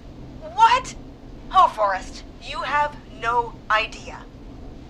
Listen, I found a body. I need your help. A 911 body? is calling me to report a body. Interesting setup. All right, I'll bite. What's the punchline then? Forrest, I recognize her voice. I'm pretty sure that actually is our 911 operator. I think this is real. Peggy, I'm not going to be happy if this is a prank. I don't do prank segments on my shows. It's in my contract. Forrest, I really don't think this is a prank. Why does she recognize the voice of the 911 operator? How many times has she called 911? Leslie, if you're telling the truth, you should report this to the sheriff. What was his name? Sheriff Andrews or whatever? I'm at the sheriff's office right now. Wait, what? Sheriff Matthews is dead. What? Sheriff Matthews is dead? I couldn't get any response from the department. That's never happened before, so I came to the station and I found him. Oh, God, poor Sheriff Matthews. Do you know what happened to him? Someone got him.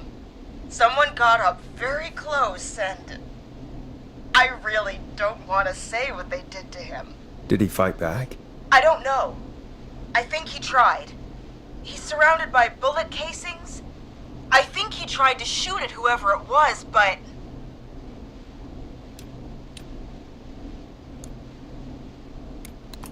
I don't understand. Where are the other officers? Do they know? Have they secured the scene or whatever cops are supposed to do?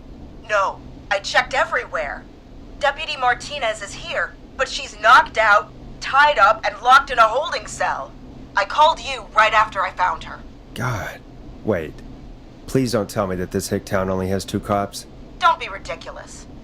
We have 3, but Officer Gunderson is on leave in Cancun. Leslie, do you have any idea who could have done this? Not a clue. I didn't see anything on my way over. Leslie, you need to call over to Henderson or Quiet Ridge. They need to send someone over from their department. I tried, but I can't call anything but local numbers. Something's wrong. I'll have to go there myself, let them know what's going on, and bring help back with me. But if you leave while What? there's a murderer on the loose, who's gonna man the emergency line? That's why I called. Forrest, I've routed all 911 calls to come into you. no.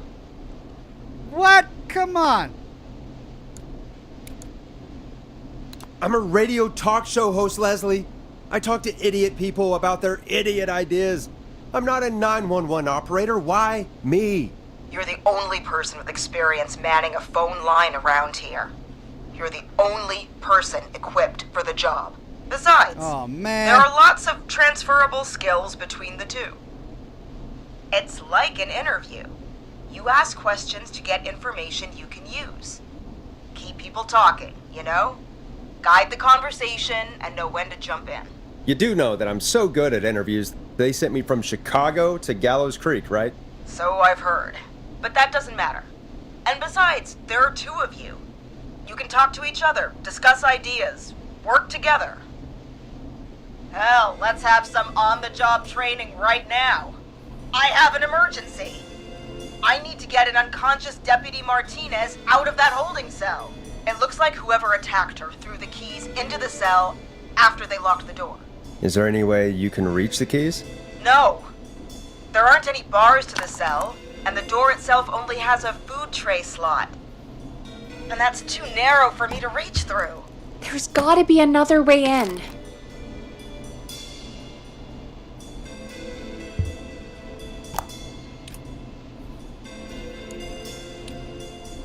There's gotta be another set of keys somewhere in that office. Those can't be the only ones. Of course. Yes, there must be another set. Where might another set be? Maybe Sheriff Matthews had a set of keys on him when he... You know. I couldn't see any at a glance, but I didn't really look up close. 1 second. Oh, I think I might be sick. Sorry, Sheriff. Wow. I'm just gonna turn you over and... Oh, God, what did they do to the sheriff? Please don't stare at me. You gotta close his eyes. Oh, wait. That might be them. I think I got the cell keys. Looks like Sheriff Matthews might have saved his deputy. Do the keys work? They do. Give me a minute to untie Deputy Martinez. I'll be right back. So far, so good, I suppose. How are you feeling, Forrest?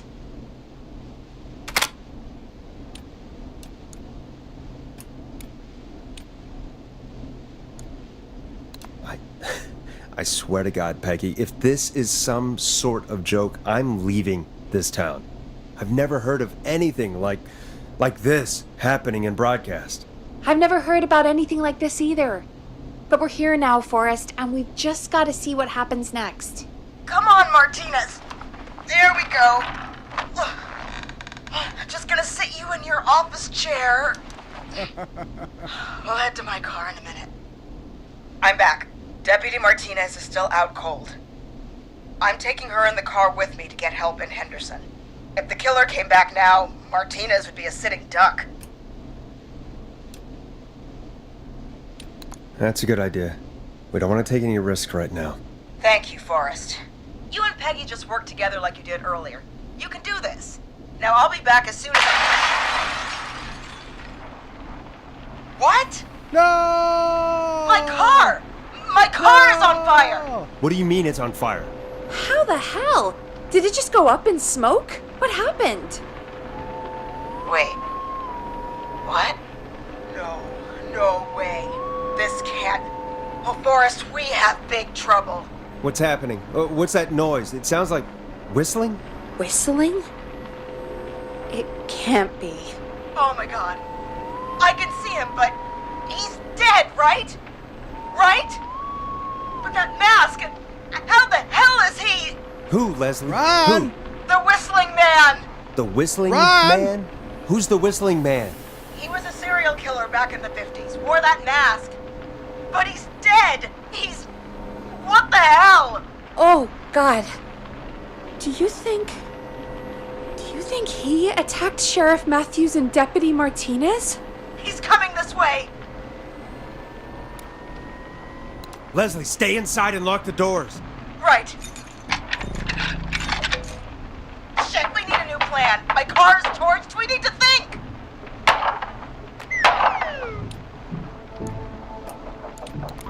There should be police cruisers at the sheriff's office, right? Like, you should take one of those. Yeah, Martinez has any... I'll just reach into your pocket there, Deputy, and... Yes, got him. Keys for Squad Car 3. I saw that parked out front when I got here. Nice one, Forrest. Good thinking. But wait. How am I supposed to get us to the car? The whistling man is right there.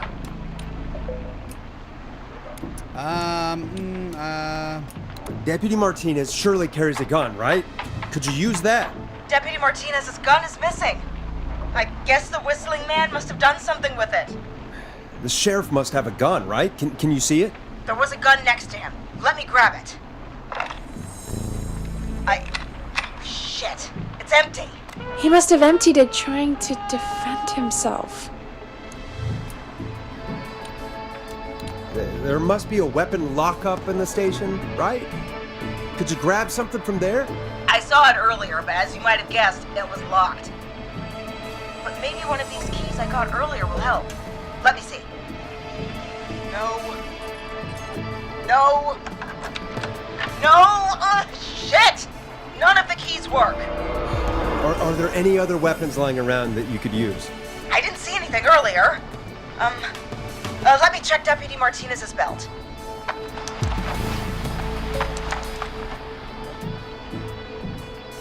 All right.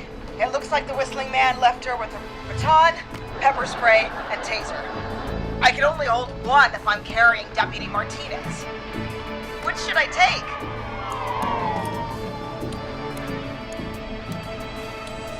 I mean, it's gotta be the taser, right? Got it. I'm just going to grab Deputy Martinez and then... Wait. Do you hear that? No, I can't hear anything. Exactly. It's gone quiet. No more knocking. Uh-oh.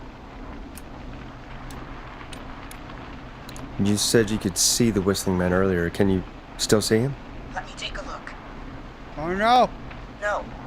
I don't see him anywhere. But I can see the car. Squad Car 3. It's right there. Okay. Deputy Martinez, if you can hear me, it's time to move.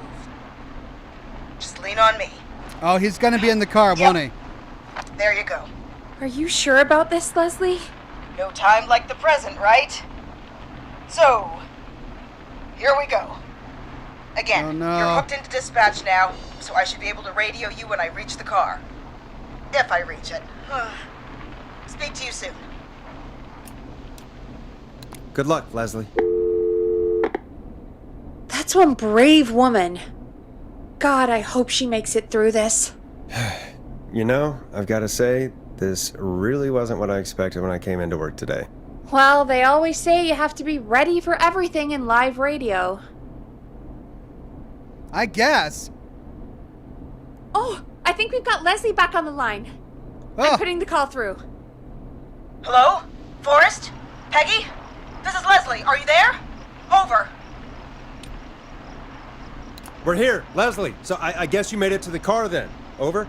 Sorry about Over. the CB chat. Old habit. But yes, we made it to the car. Deputy Martinez is in the passenger seat, still out cold. I don't Back? see the whistling man anywhere, and I don't plan to wait for him. did you So check I'm the going back? to get us moving. Jesus! God damn it! Get back! Ah! Get away from her!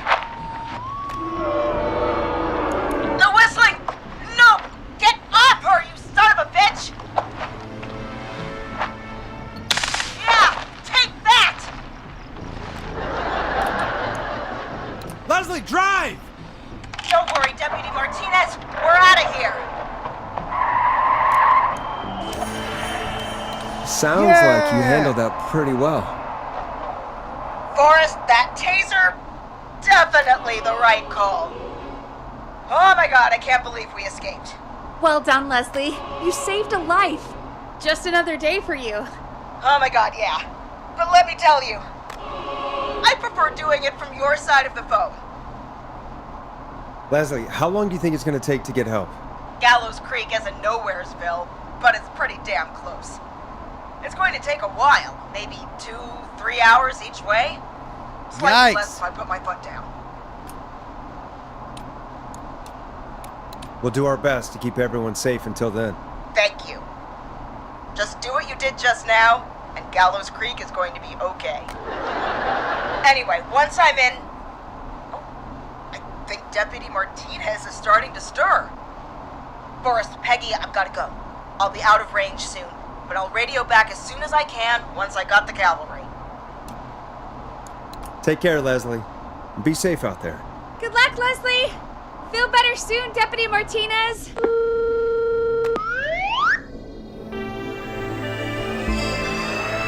Folks, you heard it here. Hey, We've got wow. a killer on the streets of Gallows Creek tonight. Please make sure to stay safe. And Leslie, we're counting on you. We're going to get back to the show meanwhile. If you have anything on your mind or have any information about this Whistling Man character, then give us a call. We'll talk here on 189.16, The Scream. For now, here's another hit record for you all to enjoy.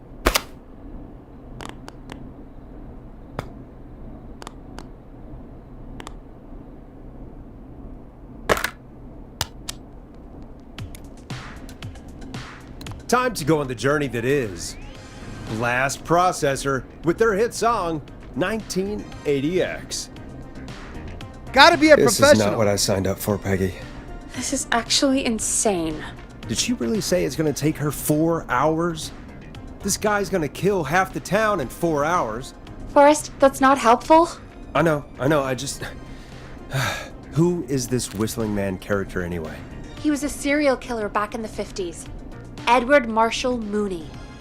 Went around in a freaky mask, whistling, and killed about a dozen folks in Gallows Creek. No reason for it. No motive. He just did.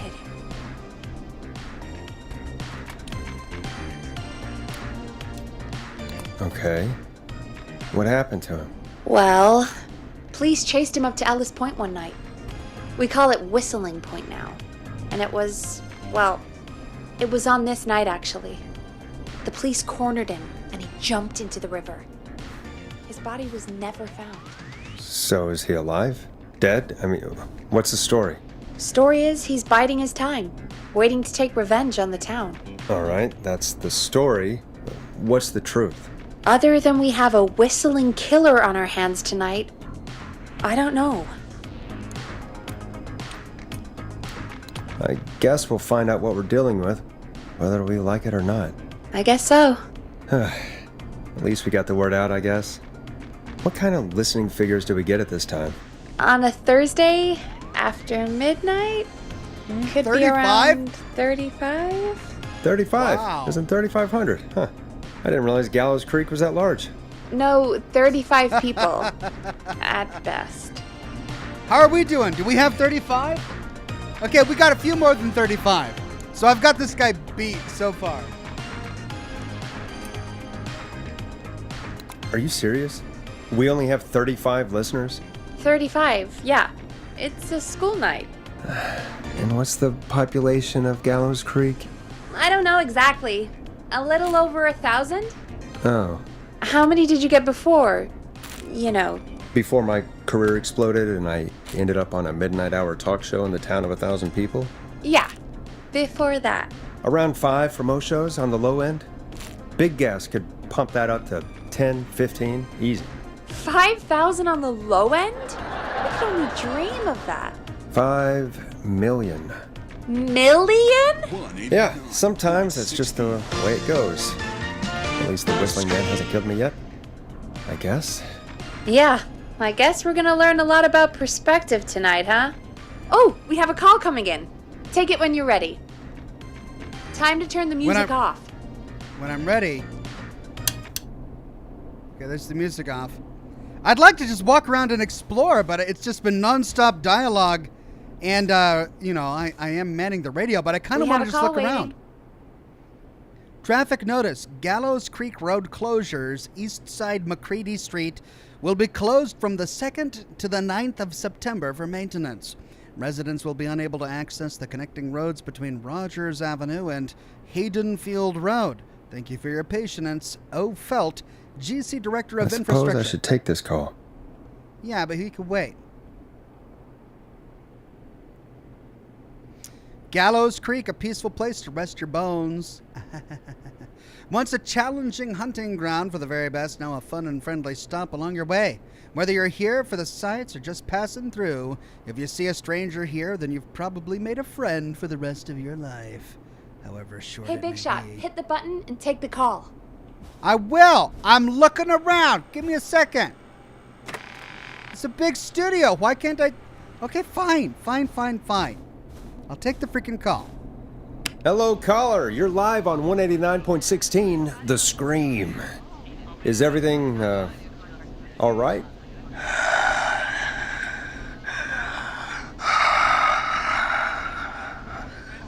Okay, who is this? Are you, hello? Hello?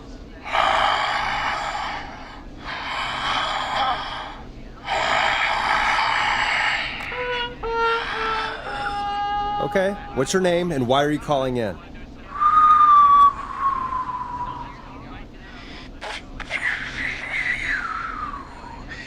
You know my name. I've come back from the dead to kill again. No one's safe. Do you accept requests? I've got a list of names I'd love to see in the obituaries. Maybe you must make a sacrifice to us. A sacrifice? To us? I mean, me.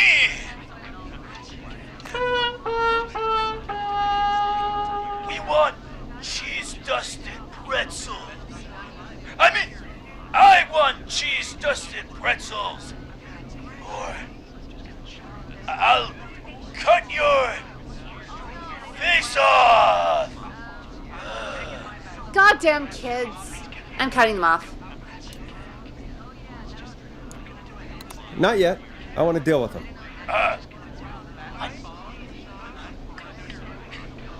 We also want a mega gulp. Come on, kids, give it up. I know you're just having fun, but there's been death tonight. This really isn't appropriate. Hey, suck it, old man. Gallows high for life. Woo! For anyone just tuning in, we do, in fact, have an actual killer out on the streets tonight. Anyway, this next one's dedicated to all of you staying inside with your doors and windows locked.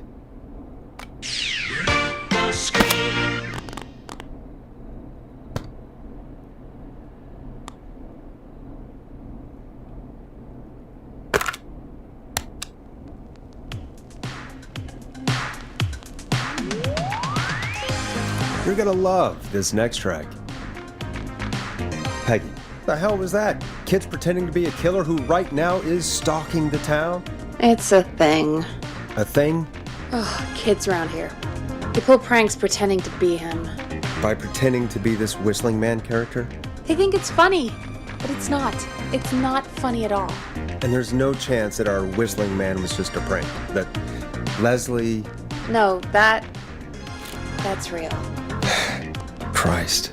Let's stay positive. We still have a show to do. We already have another caller on the line. All right, Oh, God. let's do this.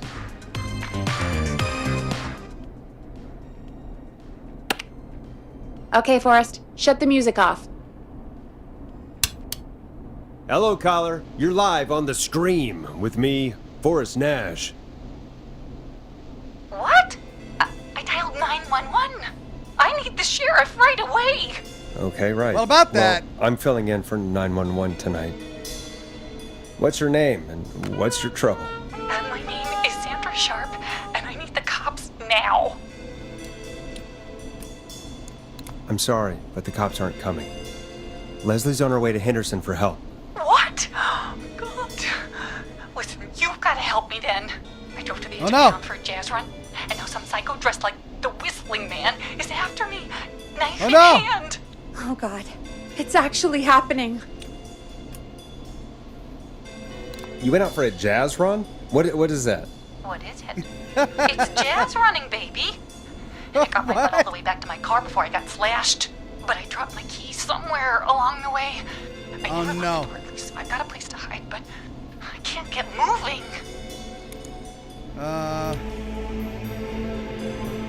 Is there anywhere else you can go? Do you have any friends nearby? Oh, I'm not going back out there. The Whistling Man! Oh, shoot. Oh, he's back. Look, I don't know a thing about cars, but I gotta start this engine without the keys, and you're gonna have to help me. Wait, Oh, wait, no! I don't... If it helps, I've got a toolkit buried beneath my spare sweatbands. I'll call you back when I find it. Oh, crap. You're listening to 189.16, The Scream. Hosted by me, Forrest Nash, your friendly neighborhood radio host, mechanic, and savior. Sit tight while the record spins, folks. This one goes out to you, Sandra.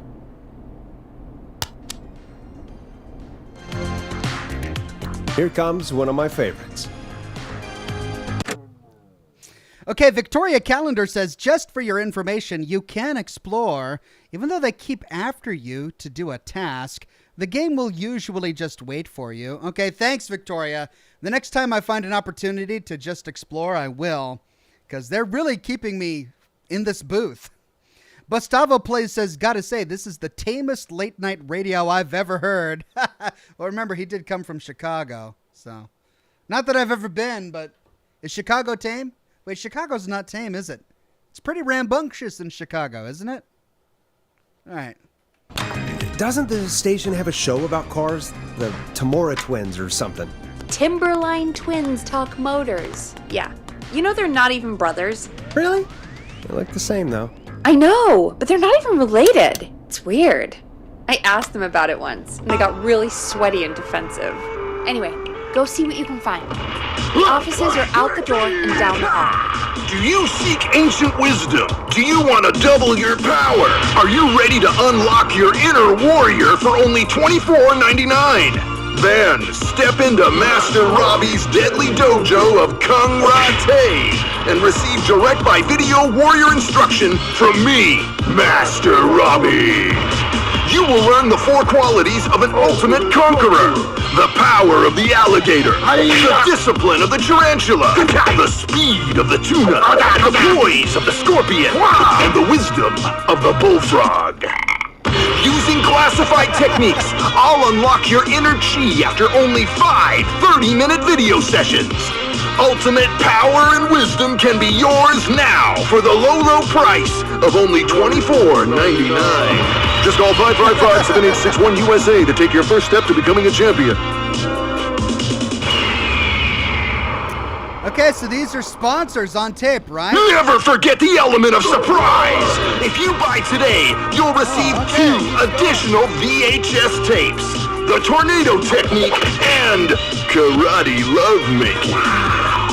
Call today! Karate lovemaking, dear God, that's just terrifying. All right, we got to rewind this. Can we rewind it? Oh, we can't rewind.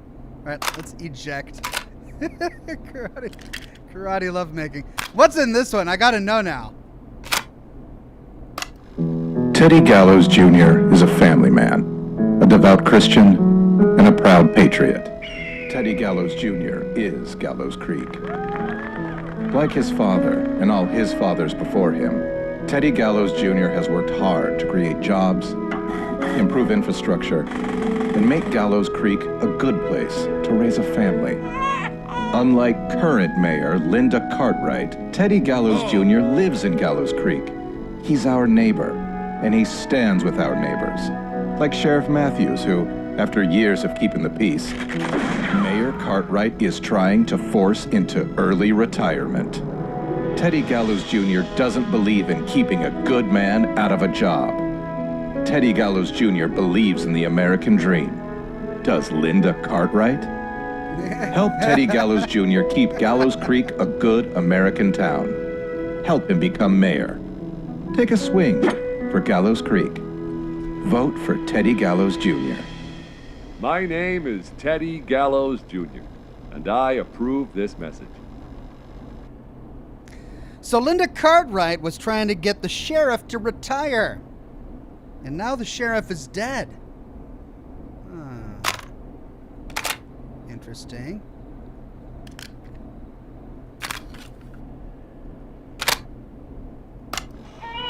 The world-famous annual Gallows Creek Harvest Festival is back! We got it all out on Giblet Field. We got the Little Miss Harvest Pageant, Princess Harvest Pageant, Harvest Queen Pageant, Cotton Candy, Corn Dogs, Cornhole, Corn on the Cob, Crokinole, Country Music, Can Jam, Jams, Jellies, Jamborees, Juggling, Roller Rickies, Roller Disco Lessons, Praying. We got baby crawling, balloon popping, balloons for sale, beard contest, horseshoes, hayride, hay toss, hey you there, safe donkeys and ponies, apple bobbing, firearm, fireworks, funnel cakes, fried dough, seed spitting, sand licking, cracker cramming, and cat shop. And fake tattoo, face painting, puppets, petting zoo, amazing maze, square dancing, story swapping, spelling bee, quilting bee, and sewing circle, pie eating, lawnmower racing, hot dog eating contest, flower contest, and of course our famous gourd measure-off. The festival is brought to you by Mayor Linda Cartwright, sponsored by Gallows & Sons Factory, and dedicated to the memory of Garrett Miley, tragically taken from us last festival. So Linda is the current mayor. The current mayor is trying to get the current sheriff to retire. You find anything?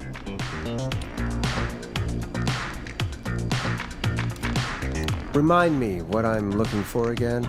The caller is trying to start a car without the keys. Yeah, and we have a car show, right? Timberline Twins Talk Motors, yeah. I would go see what they have on their desk at the far end of the offices. Thanks, Peggy. Okay, far end of the offices.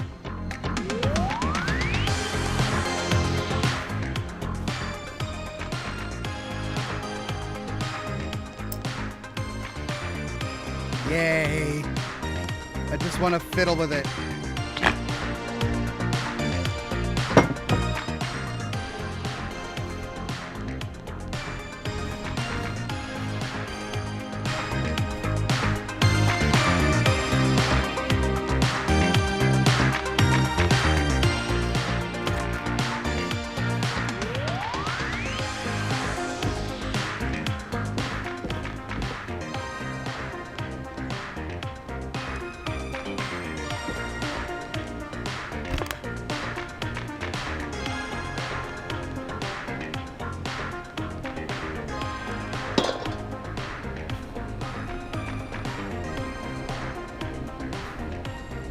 From below it came. All right, so we need to go to Twin Talk Motors, right?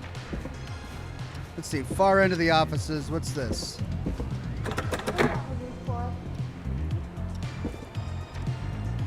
Oh, that's where she's at. Okay. Mousetrap, that's, Not getting in there tonight. no, can't go in there. Jackalby says all those dials behind Peggy look like eyes. They kind of do, don't they? Ooh, wow. We got a red light outside. What's in the bathroom? There's always something interesting in a bathroom. Usually. Like a dead body on the toilet. No. Ooh, what's this? This looks useful. Fix all cars. I found it. I'm going to set that down right now because I'm going to need it for later.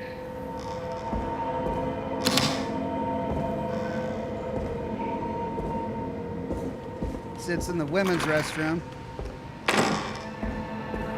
Scream.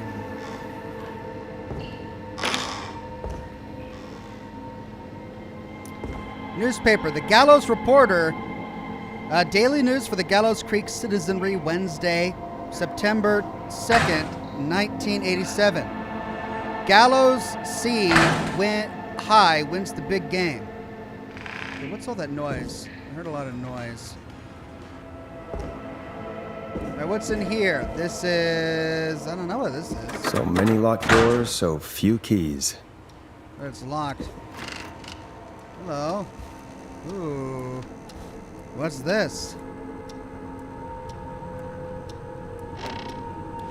This is a copy machine.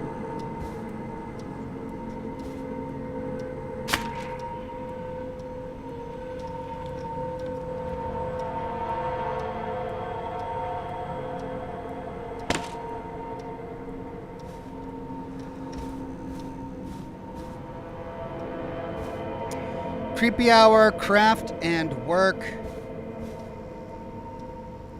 The same newspaper.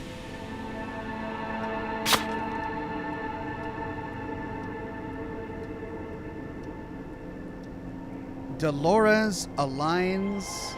Magnus Aligns. I don't think we're supposed to be able to read that.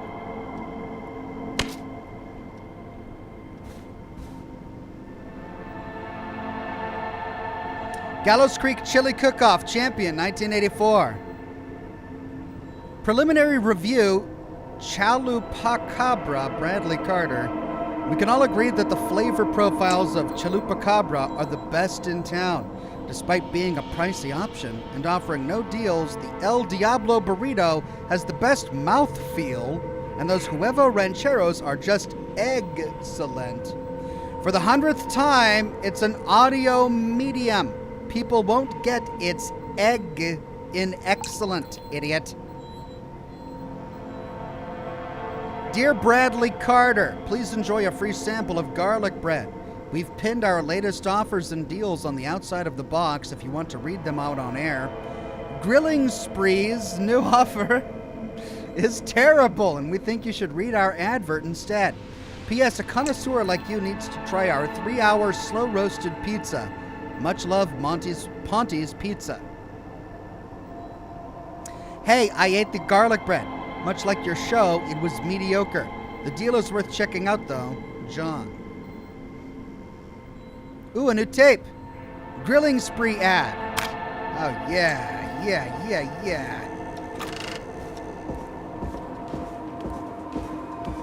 Gotta listen to this Grilling Spree ad.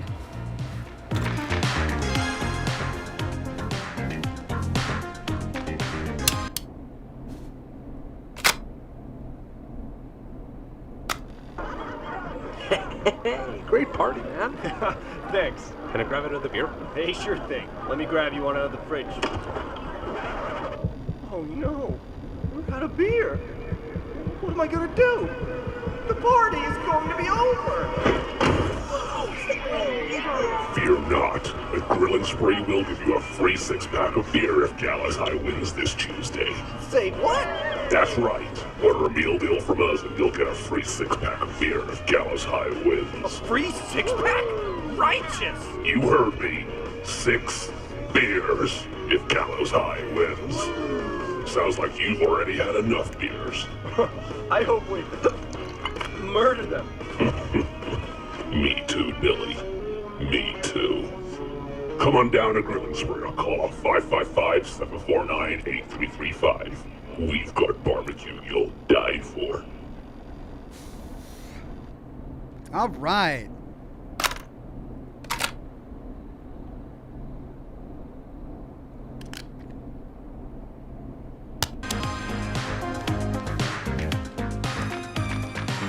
Today, Thursday the 3rd, 1987.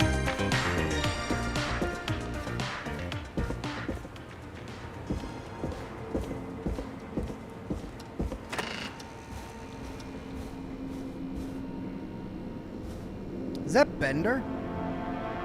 Gallows Creek Chili Cook-Off Champion.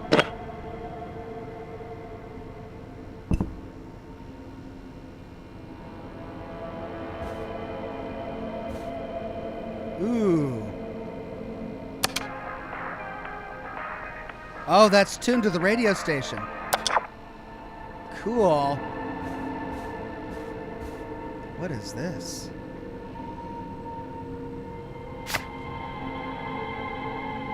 It's the same text.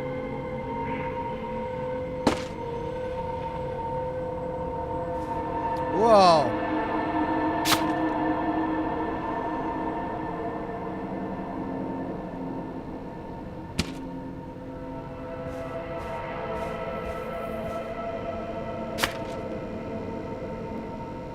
Okay, fam.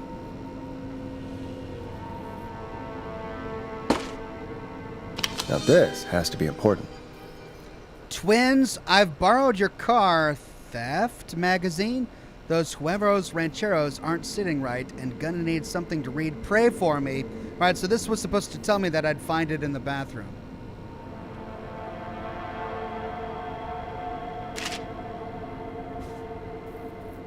Truck! Full color nuts and bolts action.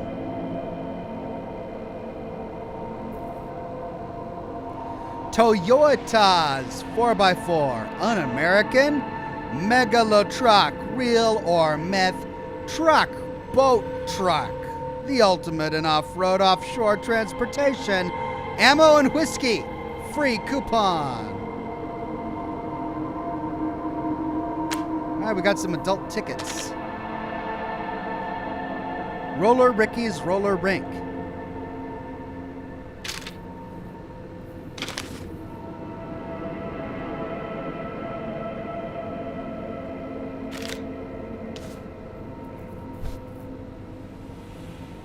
All right, well, that's all the exploring we can do right now. Let's go get that magazine.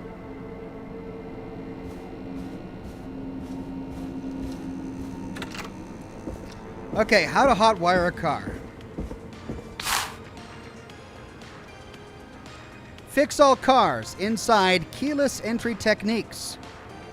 Future cars, what could you be driving in the year 2000? Rest in peace of garage advice. Get the best deals for less. Keyless entry techniques. Locked yourself out again? We'll get you moving quickly. Here we go. Oh, here we go. Oh, dear God. I'm going to have to remember this. Oh, chat, you're going to have to help me remember this. Step 1, use a screwdriver as a key. If that fails, step 2, remove the steering column cover. Step 3, check the serial number, then strip and twist the following wires together. If there is a 4 before a 3 and no 7 in the number, it's red and blue. If there's a 6 anywhere and it doesn't start with 5, it's green and brown. If there's a 0 at the end and it doesn't come before a 6, it's red and yellow. Dear God, really? Why? Why? Now strip the purple wire. Do not touch this live wire. Step 5. Brush the purple wire against the twisted wires from step 3. Notes, if the radio turns on and won't turn off, cut the left pink wire. Do not cut the other pink wires, as this will trigger the alarm. If the alarm is sounding, cut the triple braided green wire, not the double braided green wire or the quadruple braided wire. Doing so will mess with the electronics. Oh my God. Jackalwise says truck in beautiful Technicolor. And Gustavo Plays says, gonna be real with you, I'm not remembering this. I'm not remembering this either. I don't know how I'm gonna do this. This is insane.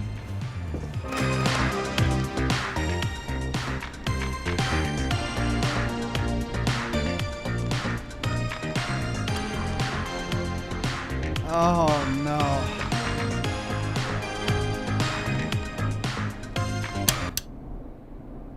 You find anything? Yeah, I found a magazine about hot wiring cars. Well, that sounds perfect. Caller on line 1. Thanks, Peggy.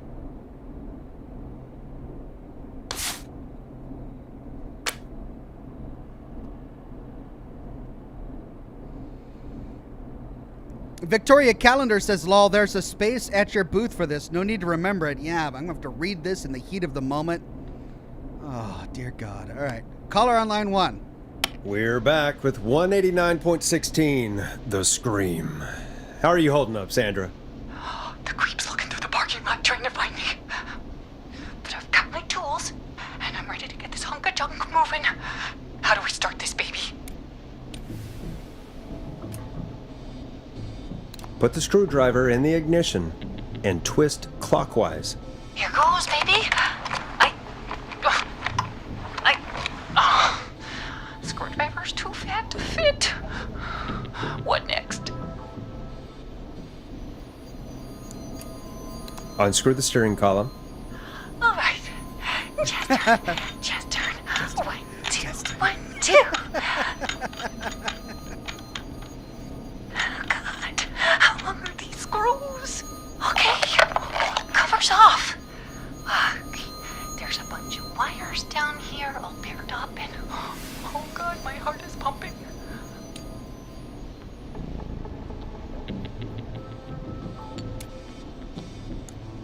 Do your jazz breathing. Don't panic. Okay, we can do this. There's a red wire, a blue wire, a yellow wire, a green wire, and a brown wire. Oh. What's the serial number on the steering column? The number is 576-894-320. 576-394-820. If there's a 4 before a 3 and an 07 in the number. No. If there's a 6 anywhere and doesn't start with a 5, but it does start with a 5. If there's a 0 at the end and a 3 doesn't come before 6, 0 at the end, 3 doesn't come before 6, red and yellow. Strip and twist together the red and yellow wires. All right. We take the red and the yellow and we twist and we turn. Oh, perfect. I also see pink and purple wire. What next? Pink and purple. Pink and purple. Okay. Now strip the purple wire. Do not touch this wire.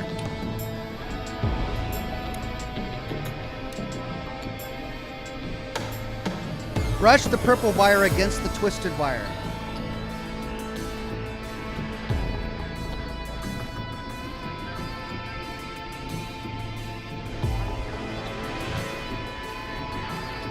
Strip the purple wire and brush against the twisted wires. Okay. We strip and we brush and... Energize everybody! Yeah! Fantastic work, baby! Anytime you want to come down to the jazz studio, you get in for free!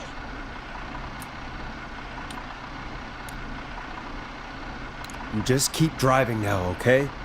And get home safe. Get home safe, Sandra. Will do, babies!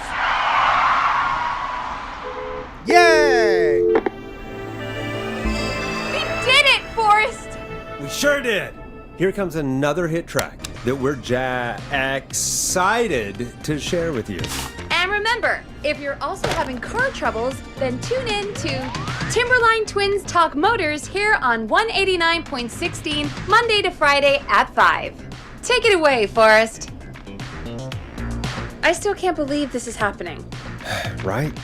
Like Gallows Creek didn't already have enough to worry about? What do you mean? Gallows Creek is a miserable place to live. Really? Miserable?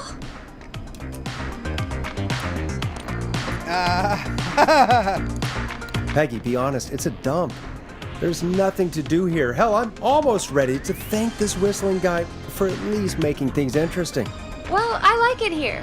People are polite and, Ass backwards. Don't be awful, Forrest. Come on, there must be something you like about this place.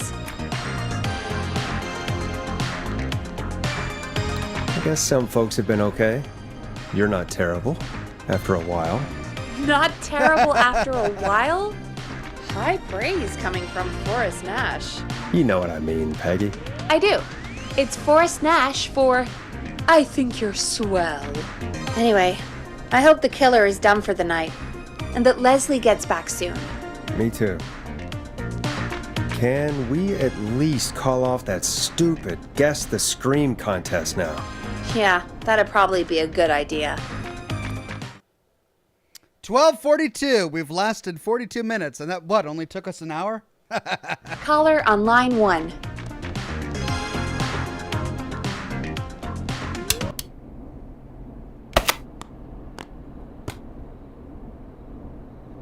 The lines lit up. I need to take the call. Yeah, but I want a new disc. Let's try Stab Into the Night.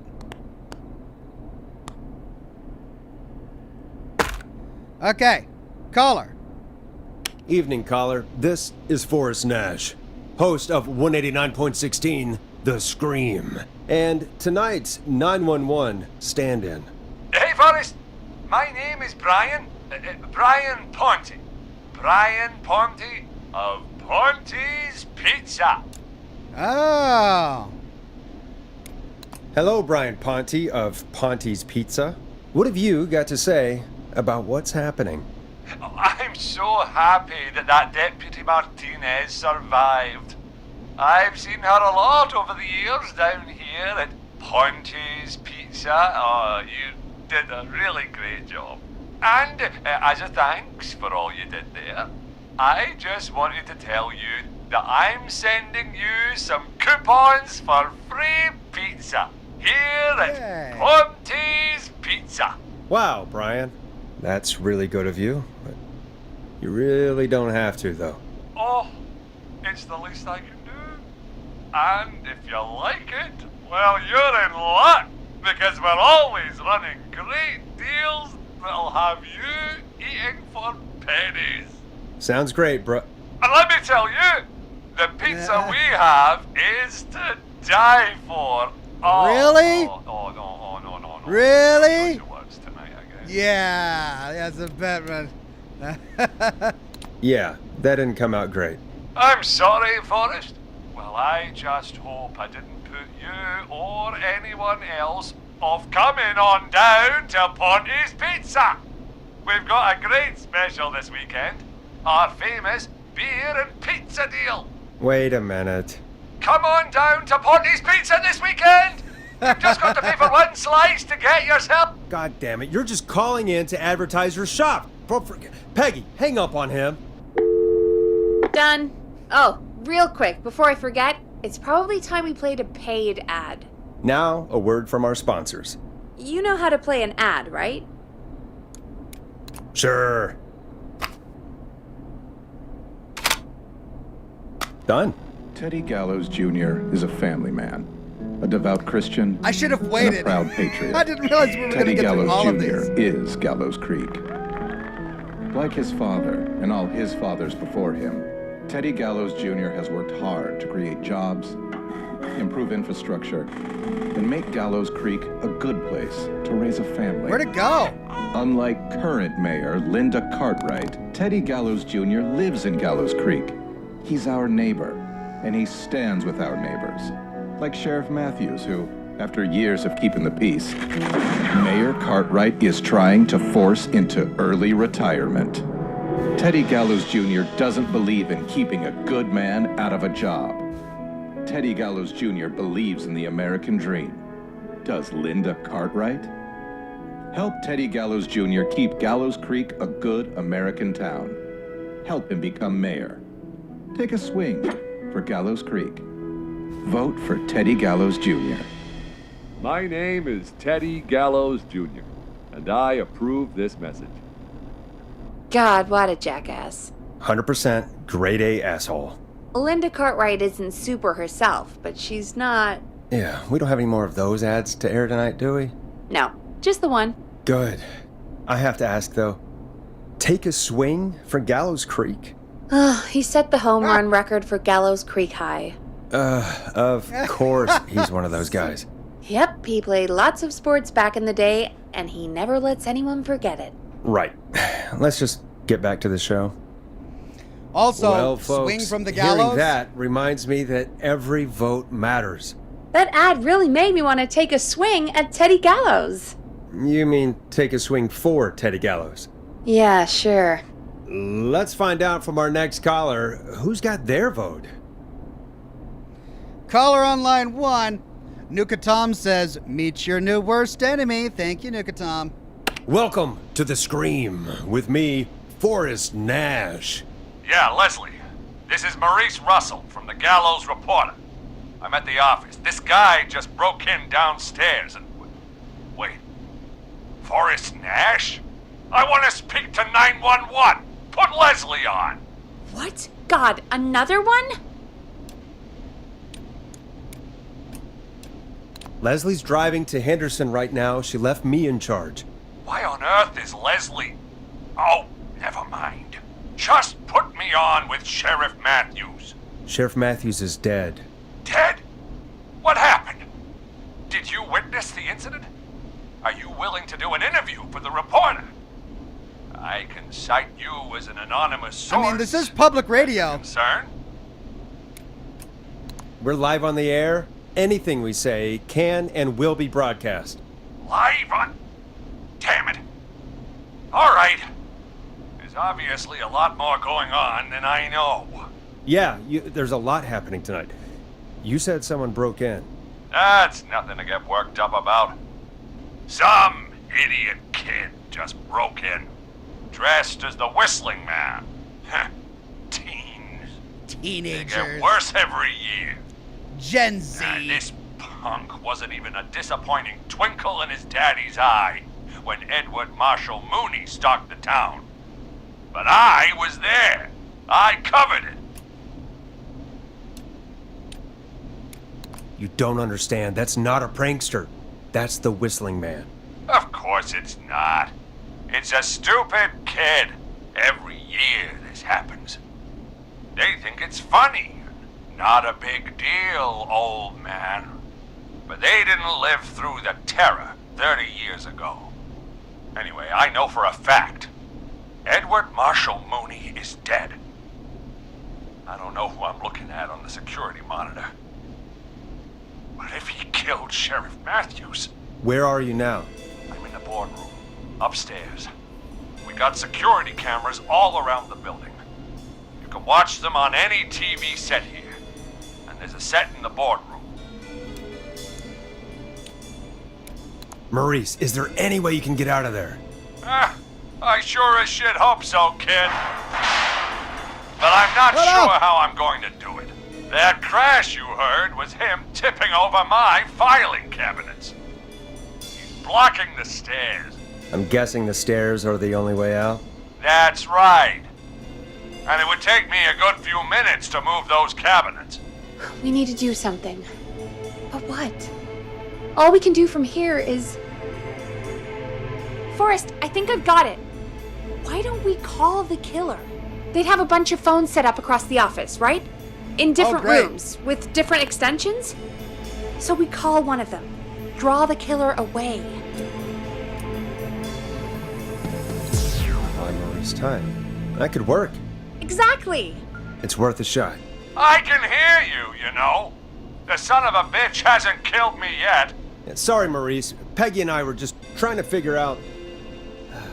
You realize how stupid that plan sounds, right?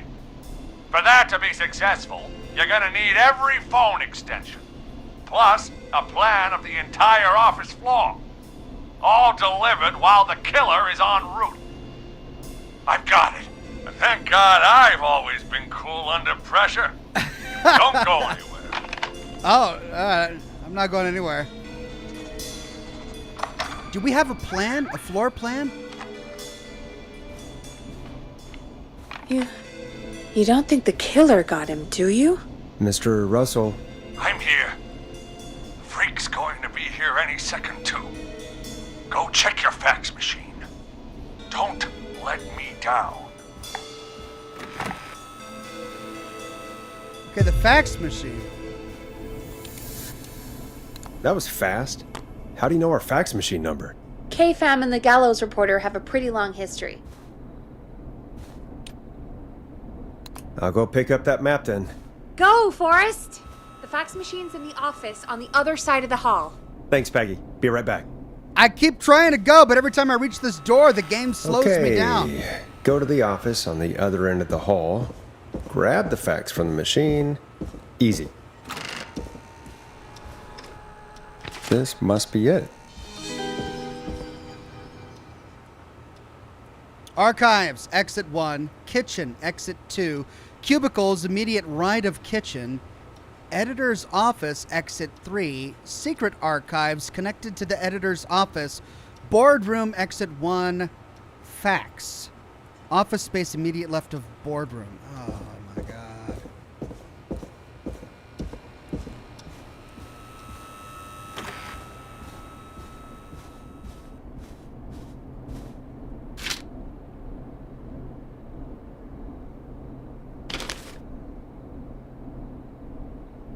Exit 4. Boardroom. Fax. So he's in the boardroom.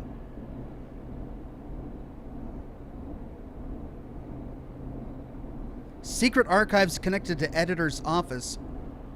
Okay, that's editor's office. That's extension 3. Archives. Secret archives. Can he get in the secret archives to hide? The stairs are blocked. I wonder if we can put him into the editor's office and he can find a way to get into the secret archives. Okay.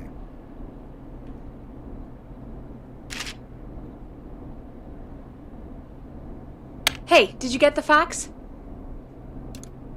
Yes, I have. Mr. Russell, you still with us? I am. You get my fax? Yeah, I got it right here. Good. I knew you could at least manage that. Okay, folks, we're back on the line with Maurice. Let's see if we can help him avoid the Whistling Man. Here's the situation. The Whistling Man searched every room in the hall leading up to the boardroom. And now, he's in the office next door. It's now or never. This plan of yours better work.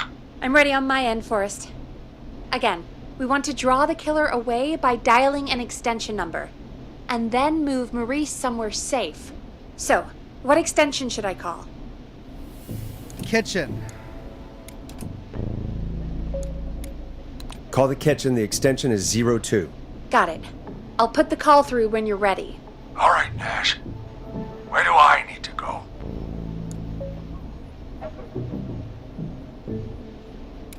Oh, the only option is the archives. That's right across the hall from the kitchen. I can't send him to the editor's office? Crap. Okay, so I should call extension 3.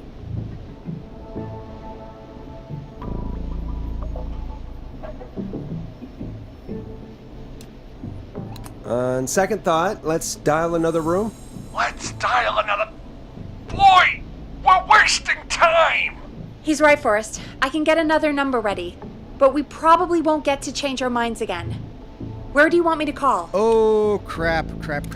Okay. Call the editor's office. The extension is 03. Got it. I'll put the call through when you're ready. All right, Nash. Where do I need to go?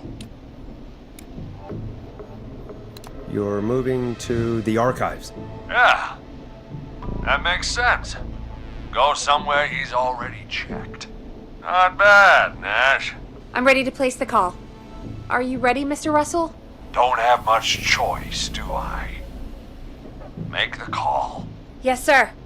Calling now.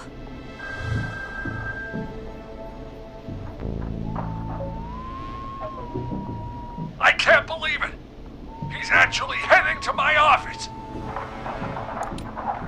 It was all Peggy's idea. Credit goes to her. Don't mention it. The coast is clear. I'm shutting off the TV so he won't see me on the security cameras. Then, making my move. I'll call when I get there. Do you think he'll make it okay? I'm sure he'll be fine. But now what do? We gotta find some way for him to get past that barricade.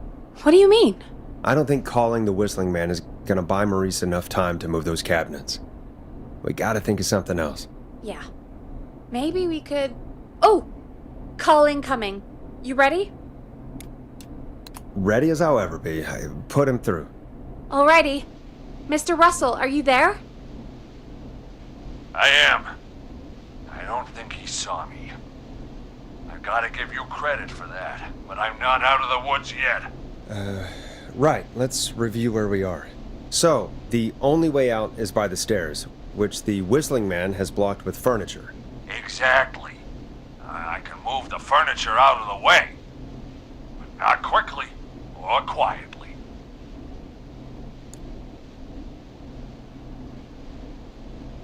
Could you lock him in a room? That'd probably buy you time enough, right? Maybe. But the damn fire regulations say every door in the office has to unlock from the inside. He'd be able to get out just as soon as... Wait, no, I got it. The secret archive through my office. Where we keep our most sensitive records. Ooh, a secret archive? Reggie would love that. What have you got back there? Juicy secrets about outer space? Not the time. Peggy, I don't think now's the time to be playing around like that. You're right. Sorry, Forrest. Kids, we're in the big time now. I've got it all figured out. The secret archive. There's no lock on the inside of that room, only the outside. You can't break out. If we can get him in there, and I lock him in... We can catch the son of a gun. Exactly. Oh my God, Forrest, we might be able to end the nightmare right here. So should I call the secret archive then? You can't. The archive is a room for secrets, not gossip. So we don't have a phone in there. Oh, we're gonna need to change it up then. Any ideas, Forrest?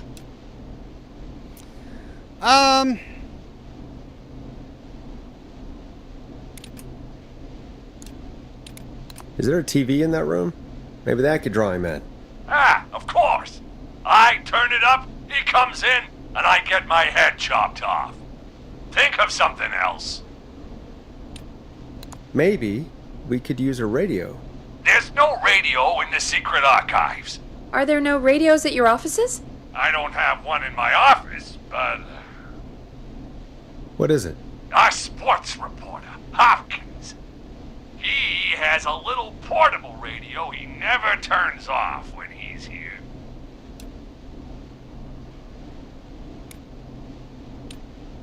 That might be what we need then. Is his portable radio still there?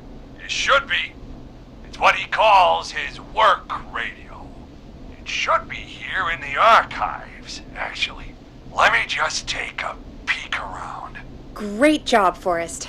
Looks like you picked the perfect place. He hadn't found it yet. Let's congratulate ourselves later. I found the radio. It's right where I thought it would be. It's all coming together. I'm just going to turn it on quickly, make sure it's still got some juice. Maurice, turn the volume down. We don't want that thing blasting just yet. Yeah, I knew that, Ash. I was just doing that when you yelled at me. Sure. The radio works! If I make it out alive, Hopkins might just get that day off he wanted. He's earned it. Let's do it for Hopkins, Forrest. Wait. Ah, God damn it. If I can't have this stupid thing turned up, how am I supposed to draw the killer? I can't be in the room when it's on, or I'm dead. You just... Oh, that's a good point. No, just tune it to us. But and wait, we'll be quiet. we're the radio. We're the radio. We can just be quiet until you're ready. Yeah. If you can do that, then... Yeah, sure. 189.16, I know that's your station number. But a good editor always double checks. Can you confirm that? God, what?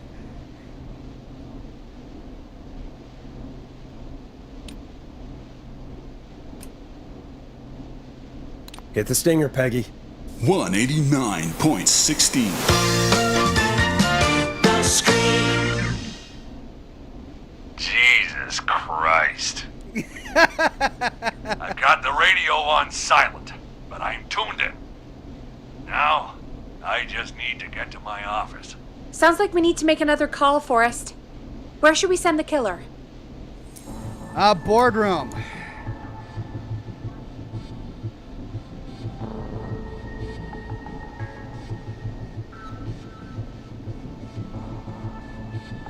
Call the boardroom. The extension is 04.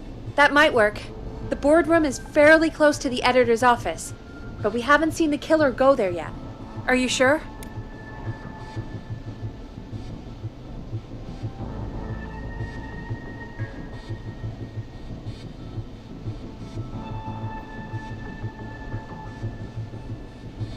Why would that matter? Why would it matter if we haven't seen the killer go there yet?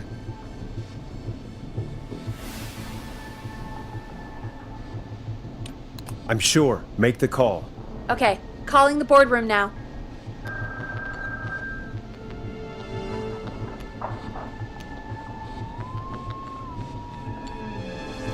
He's on the move. I'll call you guys from my office in a second. Looks like we're almost through this nightmare. Any idea what you'll say to draw the killer in?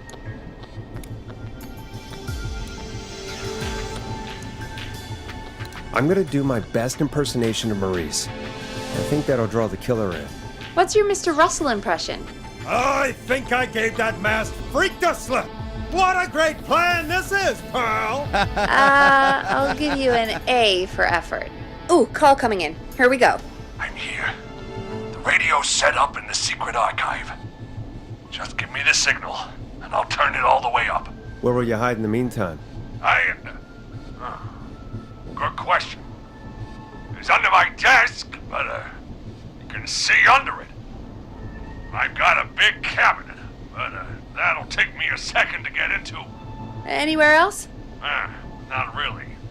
There's the secret archive itself, but that's where the killer's going. I could try the cubicles, but they're pretty far away. Your judgment has kept me alive so far, Nash. What do you reckon? I mean, we can't send him to the secret archive if that's where we're trying to lure the killer. The cubicles, he'd have to go and cross the hall. Let's try the cabinet. Hide in your cabinet. All right. Well, this is it.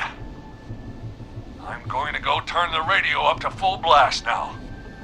Don't say anything until I've had time to hide. You got it? We know the plan. You can trust us. Here we go.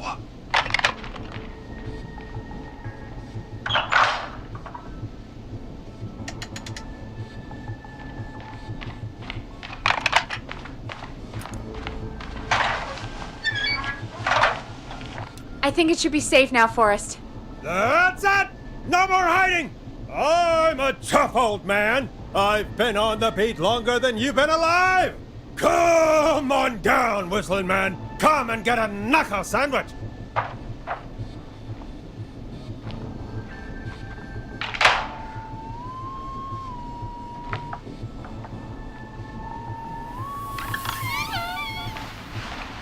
Listeners, this is Forrest Nash of 189.16, The Scream.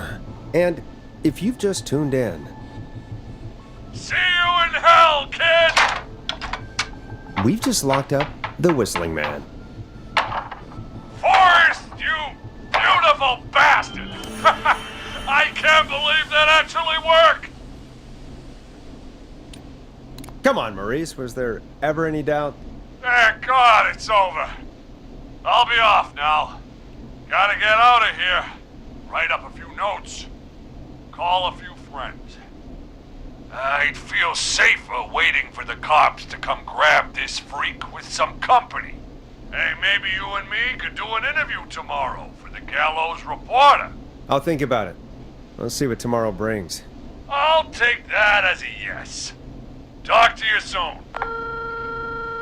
There we are, folks. The Whistling Man is locked up. Let's all take a deep breath. And play some killer tunes. Oh, really? 189.16.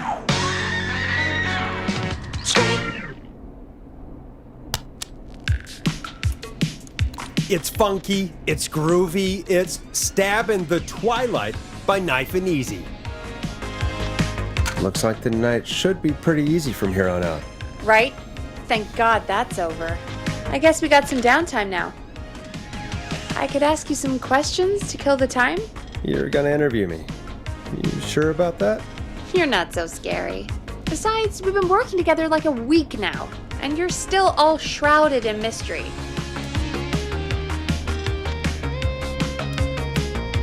Did it occur to you that maybe I like being a mystery? Too bad. Question 1. Tell me about your family. What? Come on, Peggy. That's too general. Okay. Did anyone move with you to Gallows Creek? Nope. Now that's too specific. Too specific? Do you have any siblings? I don't. I'm an only child, and my folks are dead. Oh, I'm sorry, Forrest.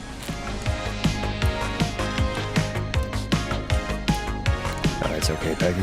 That's how it goes. Anyway, what about you? Any siblings? Your mom and pop still around? I thought I was asking the questions. You are. I'm just making conversation now. Oh. Well, my folks went the same way as yours.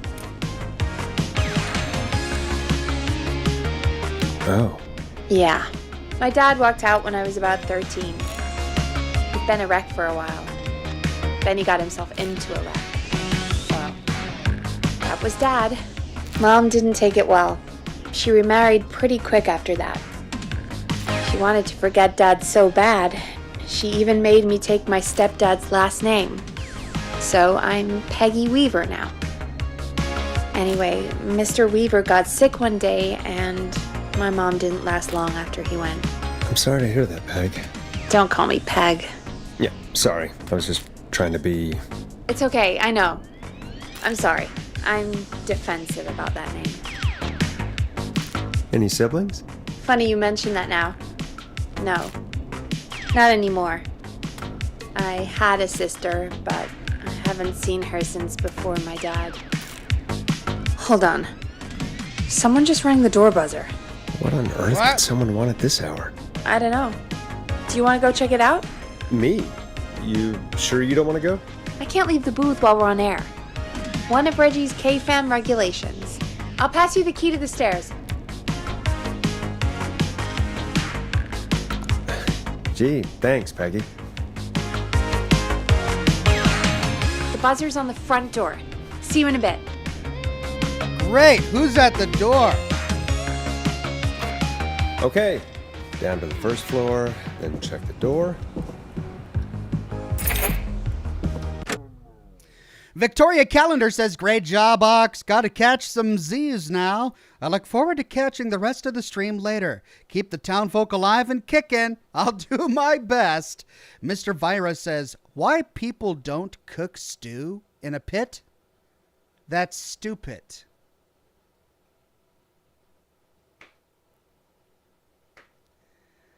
I'm sure there's somebody who has cooked stew in a pit. You put the pot in the pit and then put the fire on the pot and you cook stew in the pot in the pit. Is that stupid?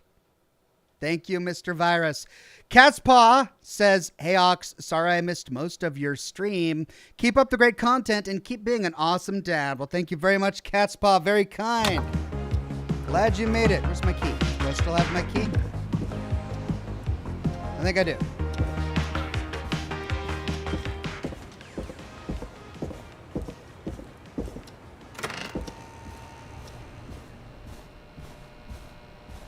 Oh. Where's the front door? Here we go. Ooh. Upstairs. Downstairs.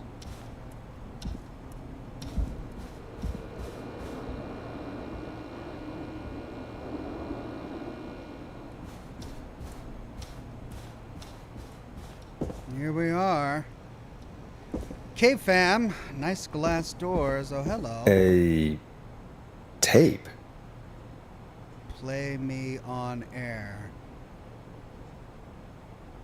Play on air. Or maybe not. Can we not do that? Doesn't sound like something I would want to do.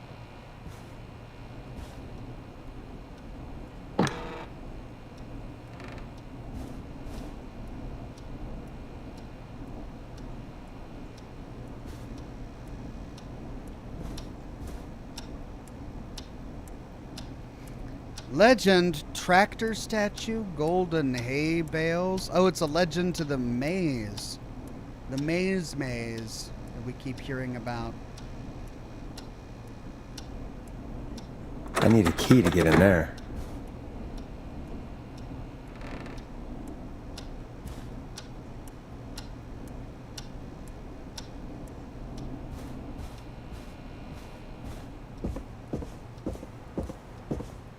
Greg Williams says, let's check the buzzer late at night. Lol, yeah.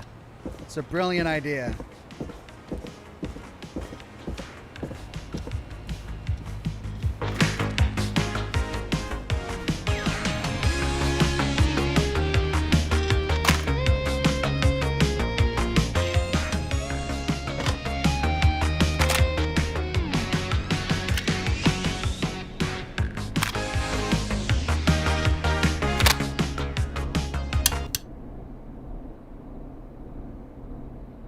Okay.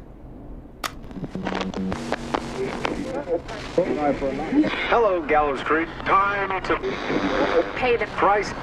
Time to pay for lives. Time to sit there. I will punish you. I'm going to enjoy this.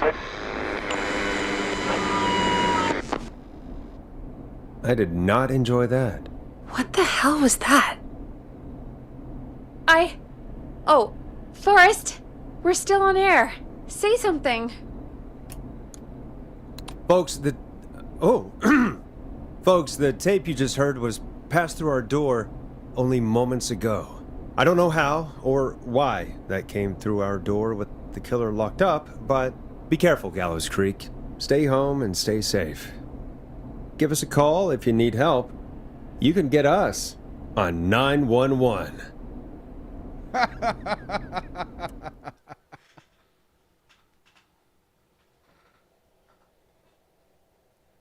Hey, we had a call come in.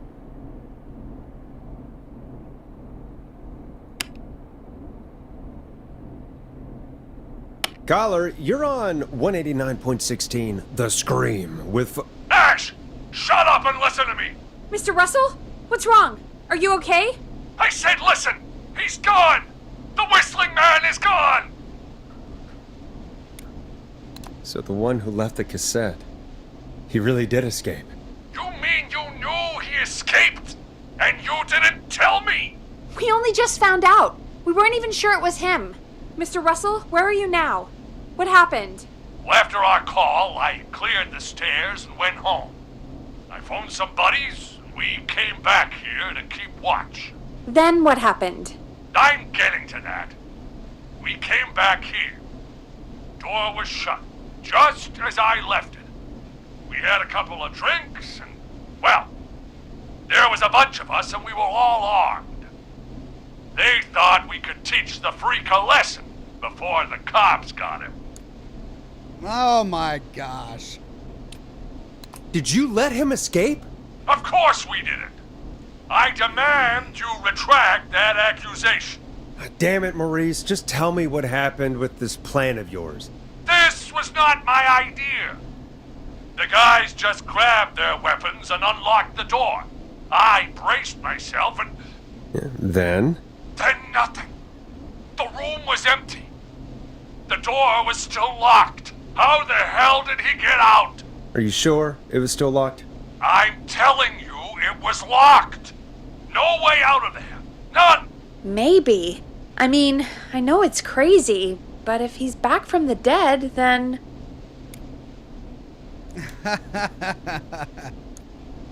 Don't be ridiculous, Peggy. It would explain things. I mean, how do we know he's not? Mooney, there's no way. Whoa, did you say something, Maurice? Baloney. I said baloney. Look, I don't want anything more to do with this. I'm clearing out of Dodge. And I recommend you and everyone listening do the same. He seems really spooked. Wouldn't you be if you got attacked by a serial killer who turned out to be a demonic spirit? He's not a demon, Peggy. Yeah, you're probably right. But what do we do now? 104, really? Okay, it seems like that took way more time than that. Thank you again, Mrs. McKenzie, for the helpful tip. The bagger at the grocery store cannot whistle. We'll remove her from the suspect list. Let's go to a break. I need you for a second. All right, folks. We need to take a quick break. This one's for all those folks out there keeping the hatches fattened.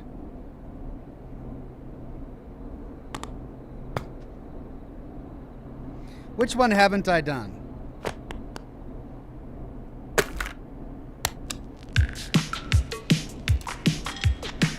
You'll like this next song. All right, Peggy, what's up? I pushed a cassette under my door. Go play it. You stopped the show for a tape? Just go get it.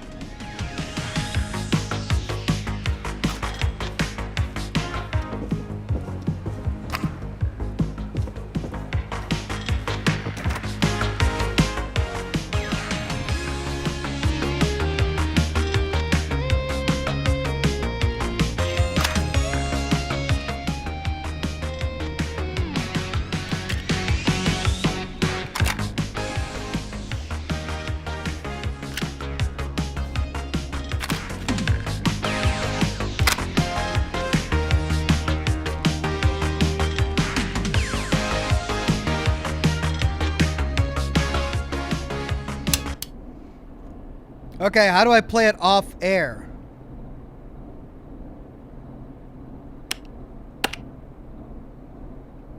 I turned the volume of this down. How do I play it off air?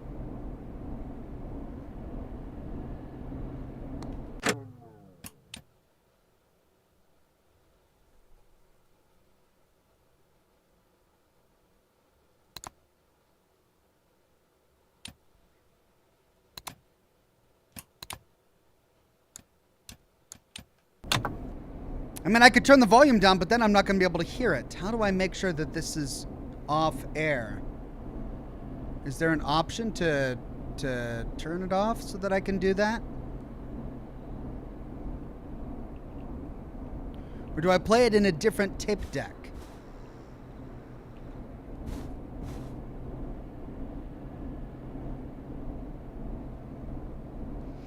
Random Greymane says, I haven't been following the chat, but it just occurred to me. How did the one lady call from a car in the 1980s? It'd be very rare to own a bag or brick phone back then.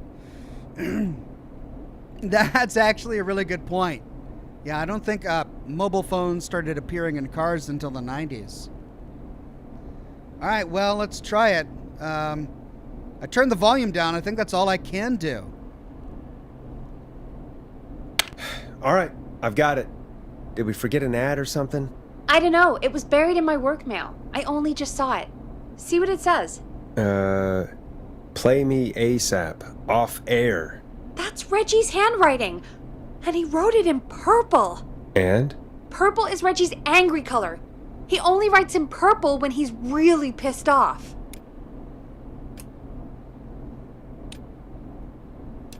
What do you think he's angry about? I have no idea. Maybe... No, probably not that. I don't know. Just go play it.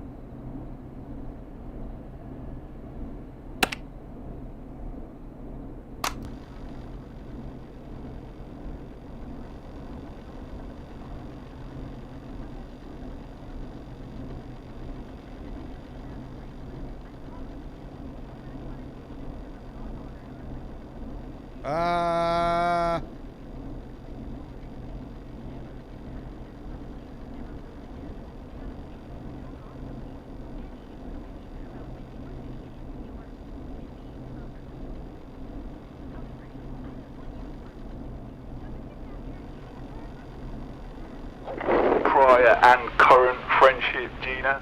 Forrest, mate, you alright? You know how she is. But yeah, can't wait for you to hear the new single, man. I think Final Breath is my best work yet. I really hope you and your listeners like it. And man, if you ever find your way this side of the pond, let me know. We'll have to catch up. If Final Breath isn't played on your airwaves by the end of Mr. Nash's show tonight, the next call will be much less friendly. That was Roddy Snatcher, Forrest! You know, Roddy Snatcher?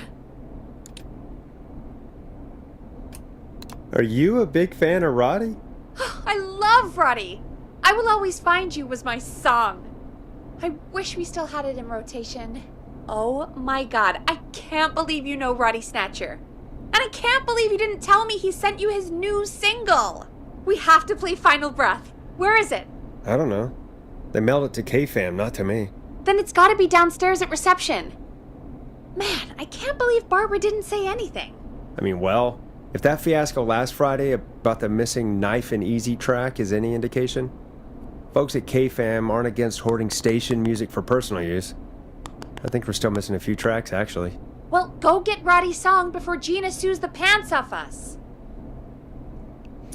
I had the volume turned down because we've been playing commercials on this tape deck, and it's always been live on air, and I didn't know what setting I had to push to make sure it was not live on air.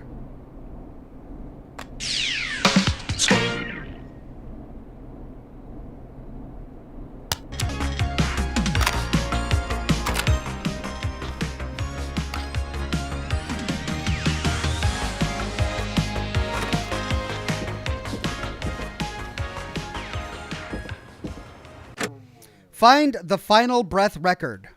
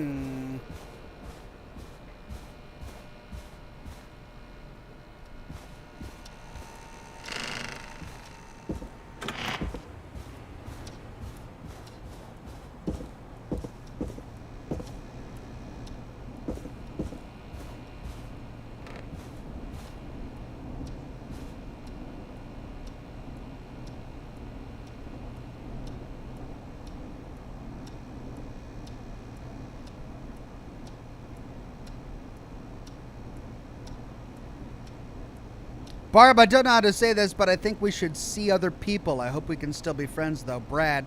P.S. You owe me $5 for the festival tickets. Ooh, that's nasty. This must be Final it. breath. Final breath. My tiny selection grows.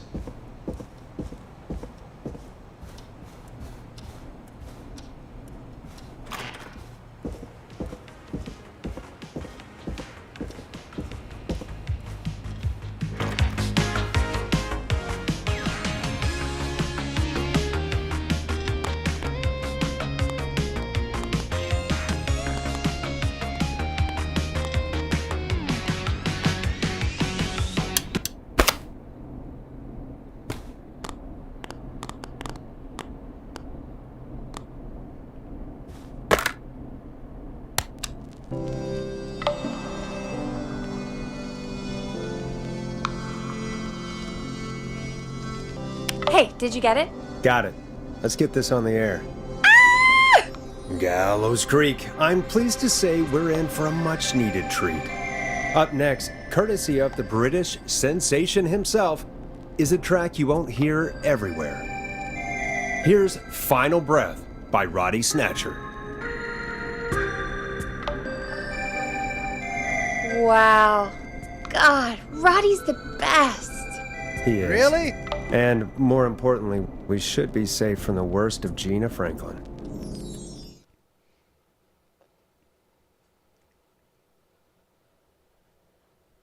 And I think that's every time I've seen him live. Peggy, you just talked through the whole song. Oh, whoops. It's okay. I can just play it on loop later. Oh, shoot. I just noticed we have a caller waiting. I really hope it's nothing serious.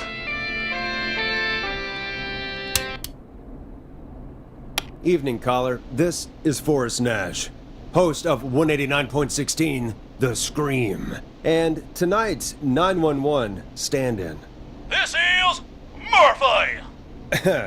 Hello, Murphy. What have you got for us tonight? Two things, Forrest.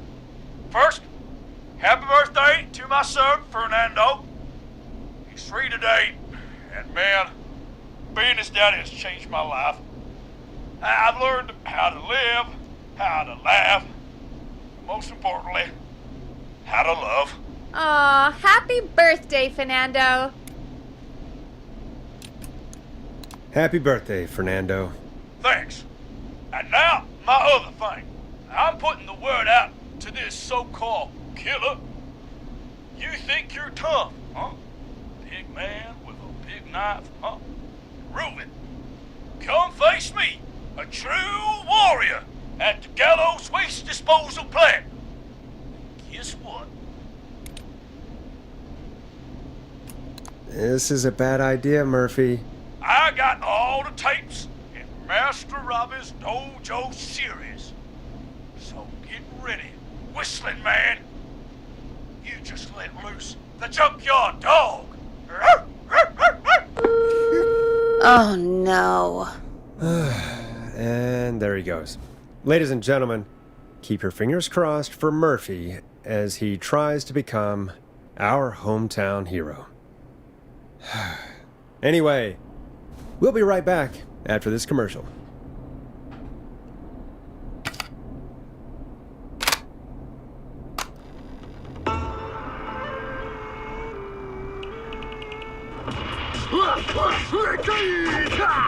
Do you seek ancient wisdom? Do you want to double your power? Are you ready to unlock your inner warrior for only $24.99? Then step into Master Robbie's deadly dojo of Kung Ra-Te and receive direct by video warrior instruction from me, Master Robbie. You will learn the 4 qualities of an ultimate conqueror. The power of the alligator, the discipline of the tarantula, the speed of the tuna, the poise of the scorpion, and the wisdom of the bullfrog. Using classified techniques, I'll unlock your inner chi after only 5 30-minute video sessions. Ultimate power and wisdom can be yours now for the low price of only $24.99. Just call 555-7861 USA to take your first step to becoming a champion.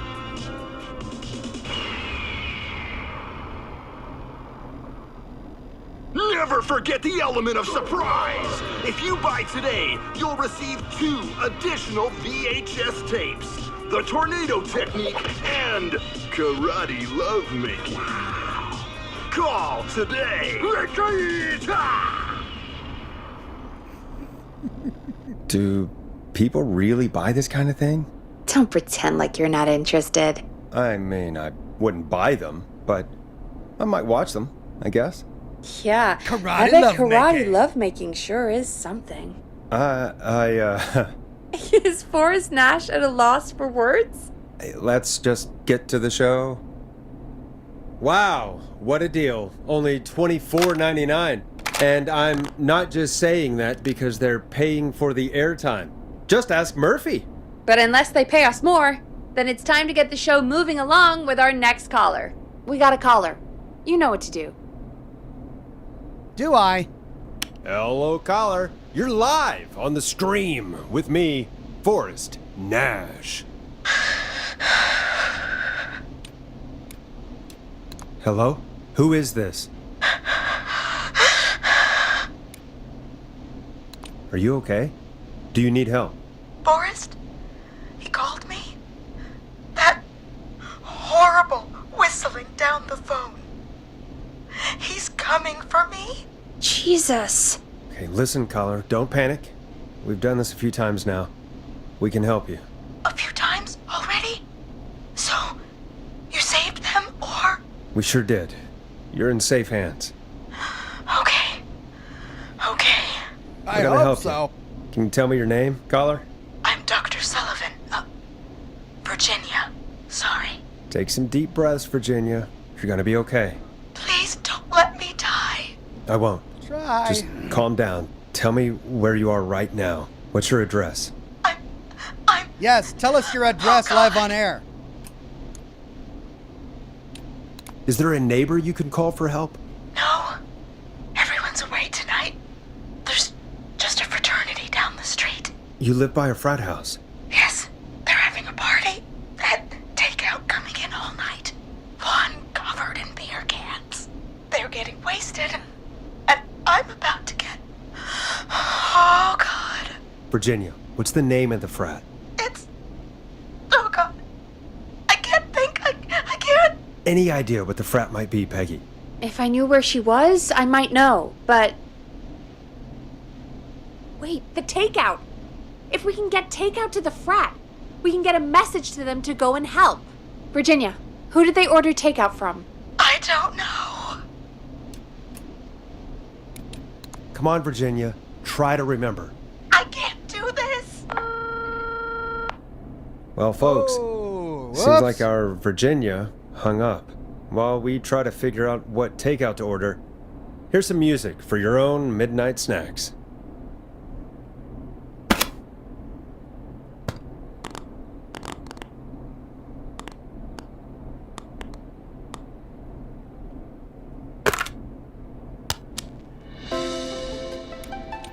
It's David Scopo with Moonlight. Peggy, what places do takeout in Gallows Creek? Off the top of my head? Well... There's the barbecue place, Grilling Spree, and you can order from Chalupa Cabra's. Oh, and of course we have Ponte's Pizza. That's it, I think.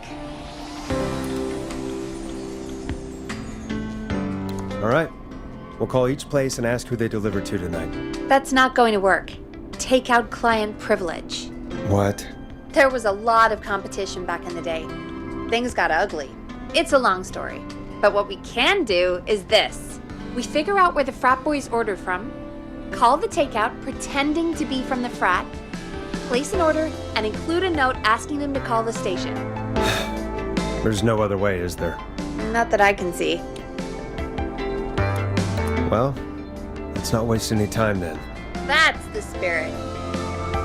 You got any suggestions on where to look? Check the offices for anything food related.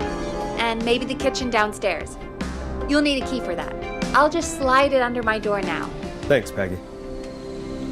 She has all the keys. God, where to start? What would make me order from somewhere if I were a partying frat boy? We have a food critic, right? Chad or Brad or... I'll just have to look around. All right, let's take a look at the offices first, see if we've got any food packages lying around, and then that's some milk.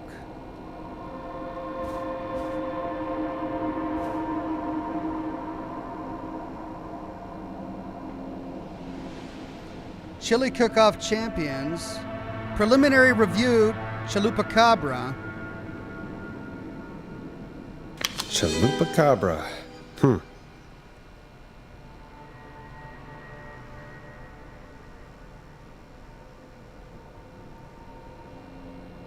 But do we have the number for it? A promotion, huh? Maybe if I find the pizza box.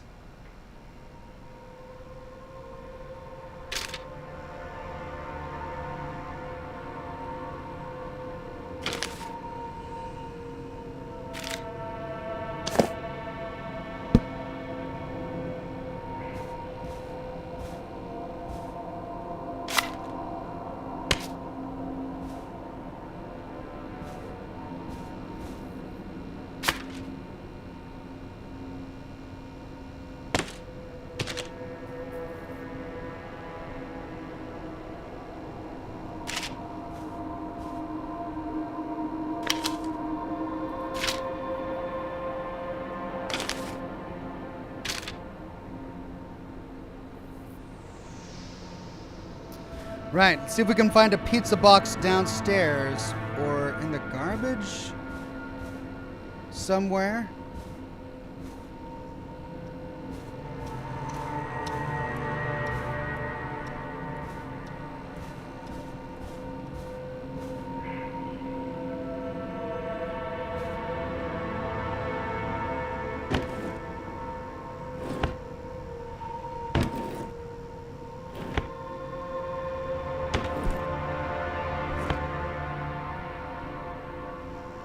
Interesting that I can open each of those drawers, but there's nothing inside them.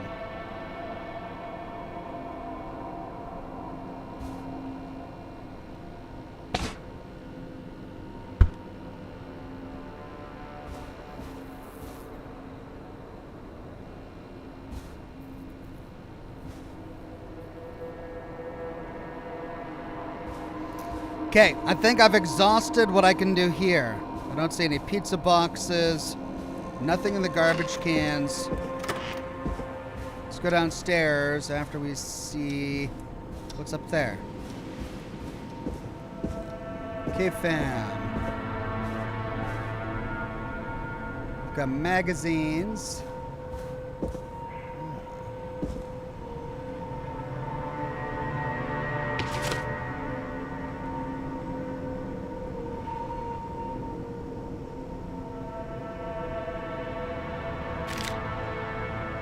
VHS tapes.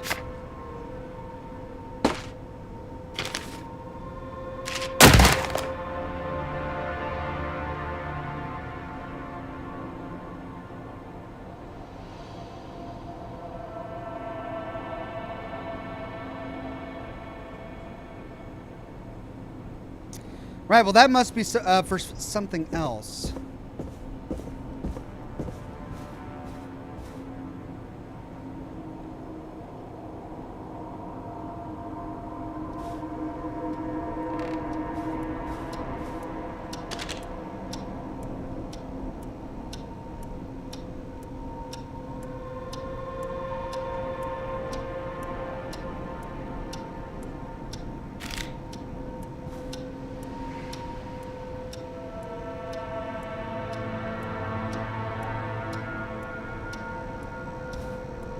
Well, crap.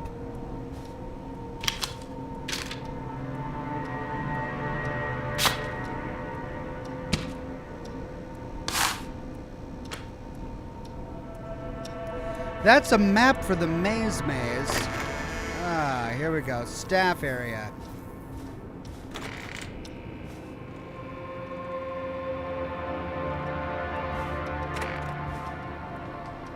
Oh, okay.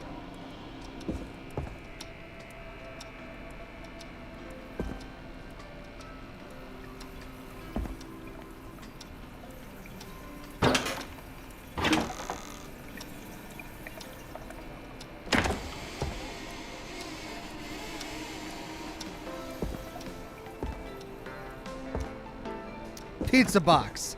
Rooting through trash. This is a new low. Ooh. Interesting offer. I wonder how well Gallows High performed. Free beer with the pizza? That's probably what a bunch of frat boys would be interested in. Do we see anything else?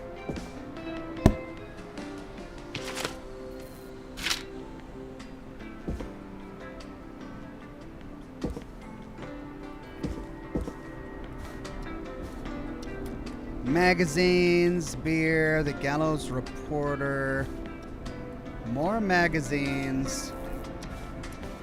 Out of order, oh man. Another VHS tape. Broken VHS players. We've got 2 VHS tapes there.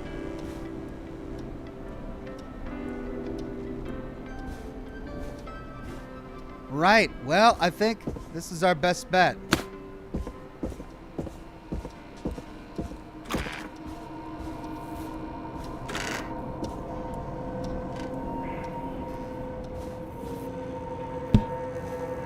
Needs a key.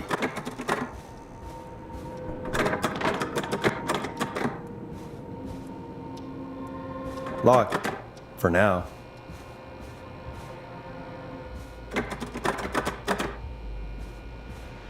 That's not opening.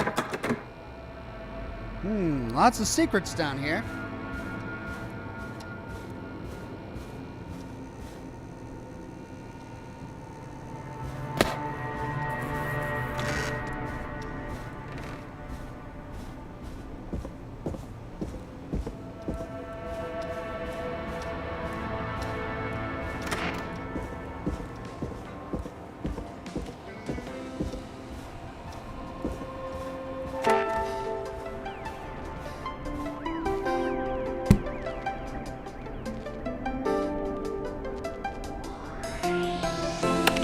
Find anything useful?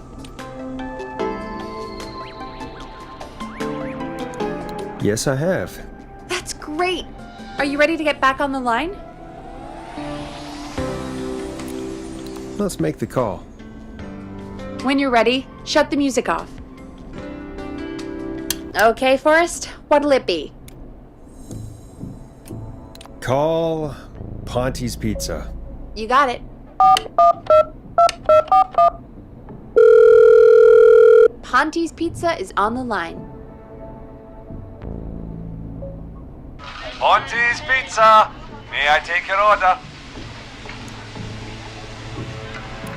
Hey, dude. What's going on? May I take your order?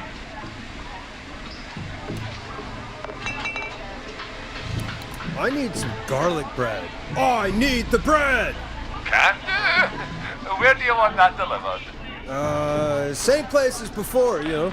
The frat house. Got it. And we'll have that over to you right away. Oh, and one more thing. Can you add a note to the order that says to call K-Fam? K-Fam? Oh, consider it done. The folks at K-Fam are huge fans of Ponte's Pizza, you know. I should really call them and let them know. And now we wait. We should put a song on. Agreed. This one goes out to our delivery workers.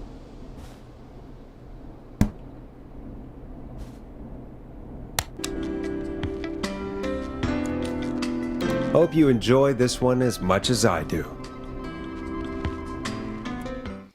Right, I think we did that right. Which of the takeout places would you order from? To save Virginia? No, where would you actually eat? Oh, I mean, they're all pretty equal. Sure, but if you had to pick one. All right. Not Ponte. He's not Ponte. Right, so between Grilling Spree and Chalupa Cabras. I mean, it depends. Do I want a plate full of meat? Or do I want really, really good nachos? It can change depending on the day, you know? Yeah, fair enough. Maybe I... Hold that thought, Forrest. We've got a call coming in. Hello, caller. You're live on The Scream with me, Forrest Nash. Hey, this is Fratman Bunker! We got some garlic bread and a note to call this number. Yes! Bunker! This is Forrest Nash from 189.16, The Scream. And... Is this Goose? Oh, man. It's totally you, isn't it, Goose? This is such a Goose prank.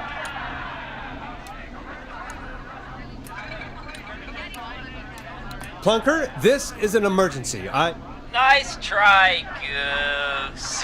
I may be drunk, but I'm no... Listen, I need you to... Goose, come get beer. Your brothers are waiting for you. I'm not Goose. How can I prove this to you? Oh, let me get a second opinion on this. Norman the Barbarian! What do you think? Great idea. Norman the Barbarian says only the radio man can control it. So, play us the flow. Wait, really? What? The flow? Norman the Barbarian demands it. Okay. I'll play the damn song.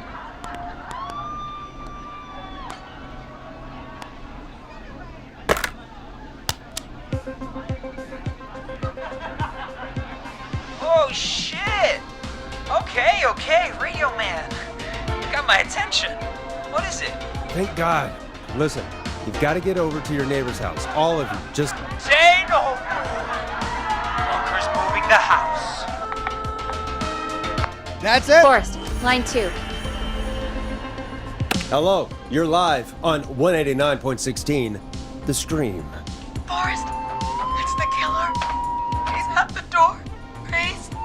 Oh my God, it's you, isn't it? God, I didn't talk, I promise. Whoa! The party has arrived. Oh, thank God. He's gone and...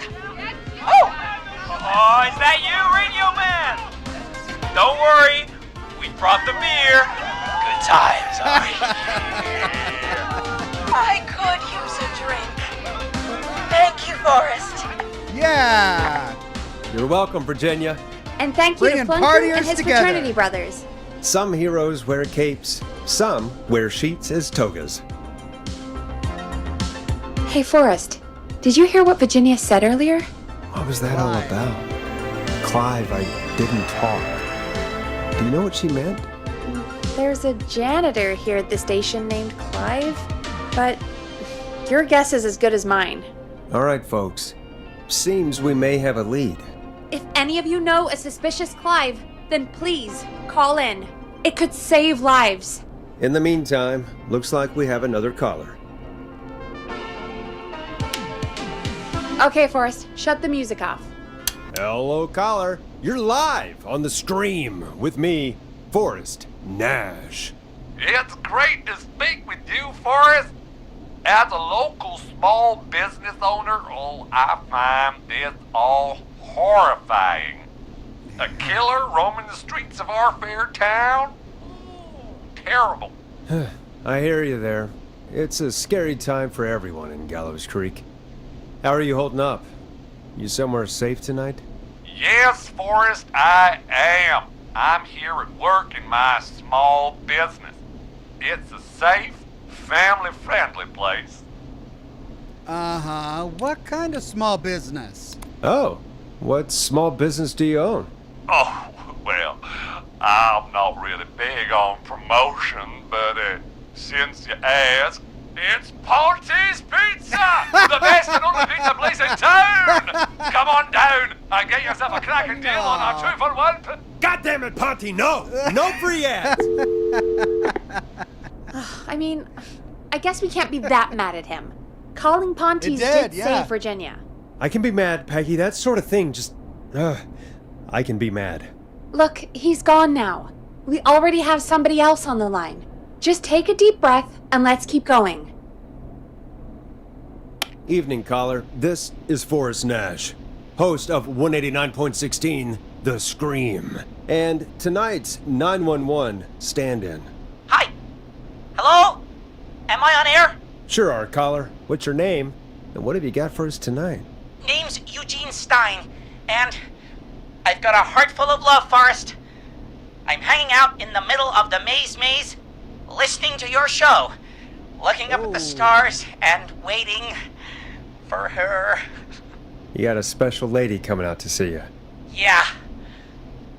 Molly. Well, I think we know what's gonna Planned happen. to get lost in the maze tonight. To take our first journey together into the love labyrinth.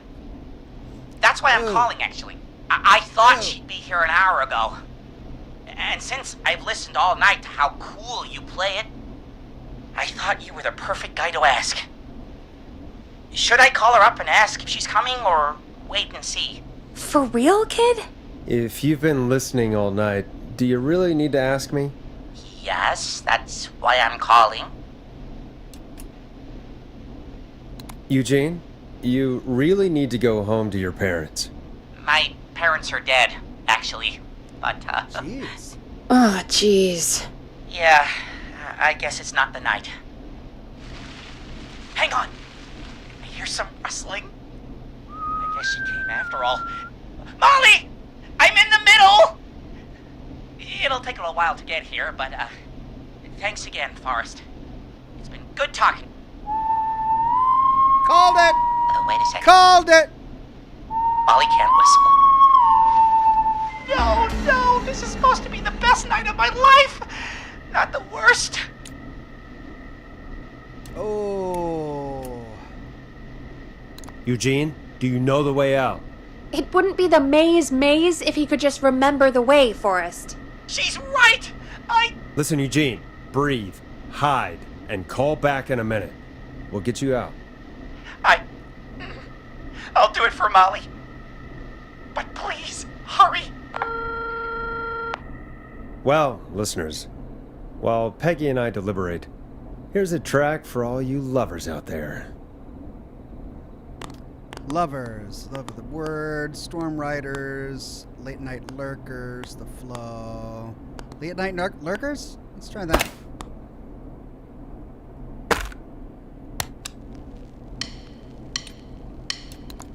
Listen in to this next track from Late Night Lurkers, if you dare. How the hell am I supposed to get him through the maze? You know Barbara, our receptionist? She's a maze fanatic. Shame she isn't here. I was supposed to go with her last week, but she changed her mind.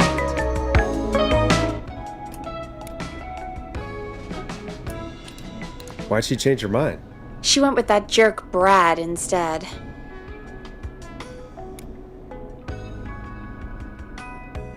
Does everyone in Gallows Creek go on dates in the maze? A lot of folks do. There's something nice about getting lost, I guess. And besides, there's not much else to do here. Maybe we should call Barbara then? If she's so big on the maze. We could, but I don't actually know her number. But she probably has maze stuff somewhere. Go and see what you can find. That'll hopefully be enough. Which one is Barbara again? Barbara! You know, Barbara! Forrest, I've seen you speak to her. Help me out, Peggy. She's the receptionist. Sits at reception, never does any work because she's talking to Brad all day. Ring any bells? Right, yeah. Sorry, I guess it's just the stress of... No excuses. Just go and find something to help us. Chris Tidwell says, a lot of this dialogue and ads remind me a lot of RoboCop. It definitely makes the game more fun. It does. They've got a lot of great humor in this game. And it needs it. It's the kind of game that's kind of slow and plodding and methodical in terms of the exploration and the puzzles. But the humor really ties it all together. Locked tight. Okay, where's the staircase again? Which one of these? Oh yeah, over here. Well, it just so happens that I know exactly where this map of the maze is. Because I found it earlier. Bingo. Here's what I was looking for. So our buddy is stuck in the middle of the maze. I guess it's that tree.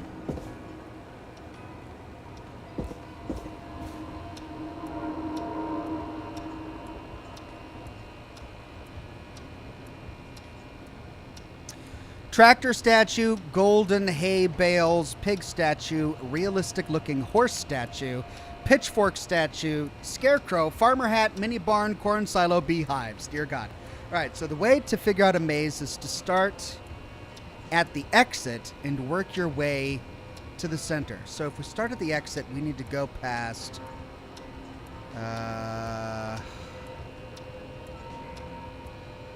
No, it's start at the center and work your way to the exit. So... yeah, okay, there we go. So we go past 1, 4, 6, 7, 9. Yeah, that'll do it. And that's the only way to do it, too. You can't go through 4, or you can't go the 5-way. All right, so we would have him go to the tractor statue, then up north towards the pitchfork statue, then west towards the scarecrow and the farmer hat, then north up towards the beehives, the corn silo, and out.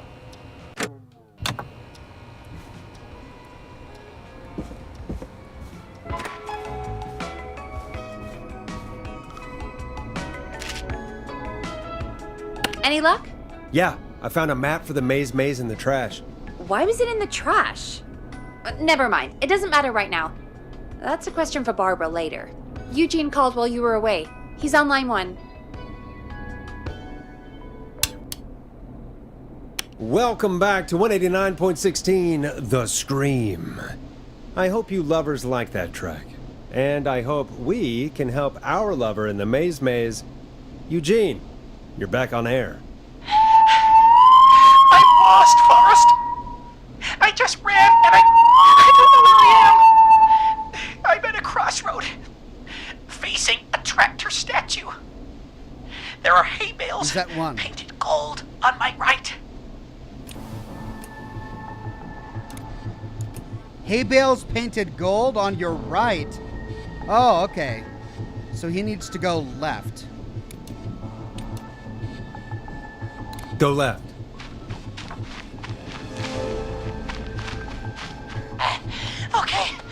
Okay. I went left, then tried a right. I have a pig statue in front of me and a creepy rocking horse on my left.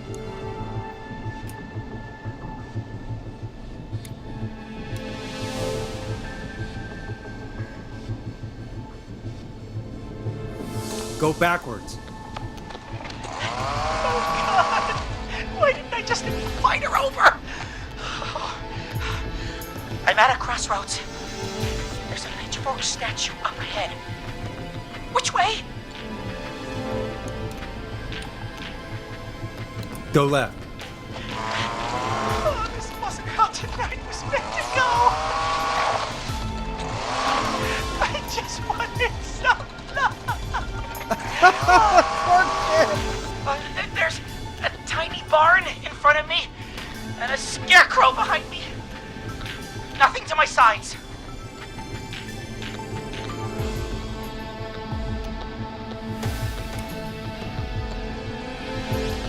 Go right.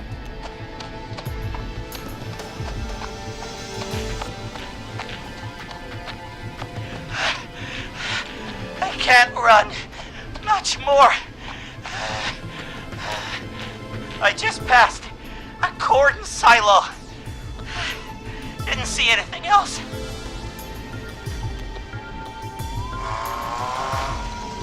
Please. Where do I go? Just past a corn silo.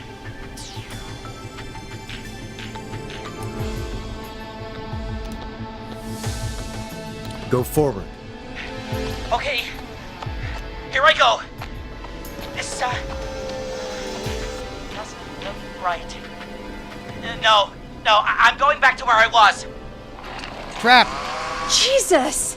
Oh, shit! He's cutting through the walls! Where do I go? He's just past a corn silo and didn't see anything else on the way. The corn silo is 9, right?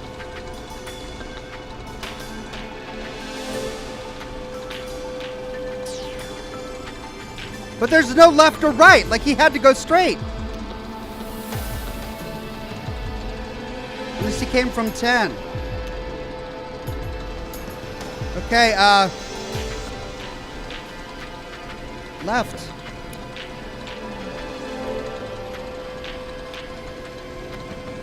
Go left. Okay! I'm going!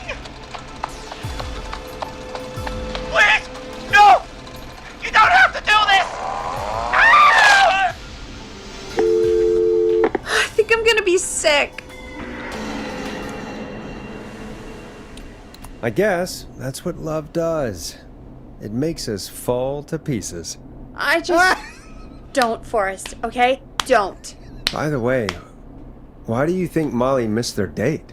Do you think she's okay? Unfortunately for Eugene, I think she probably never left home.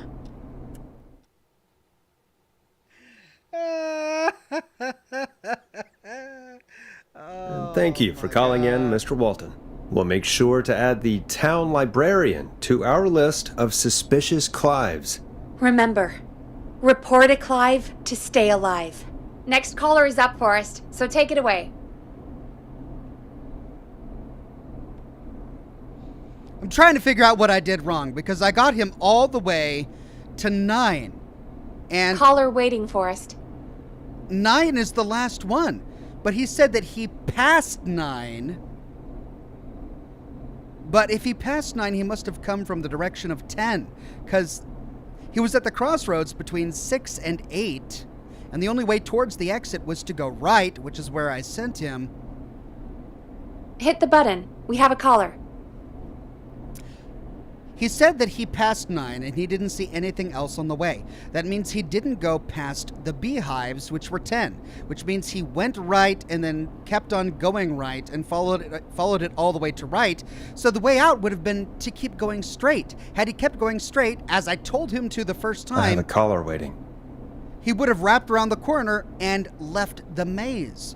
But he backtracked and said that wasn't the race. Then I had right and left. But there wasn't a right and left. If he was standing at 9... Oh, he just passed 9. Call waiting. Better take it. They might need our help. He passed 9 and was standing at that crossroads after having come from the direction... Oh. Which is why he should have turned right. Okay. I see it now, but that was confusing. Caller on line 1.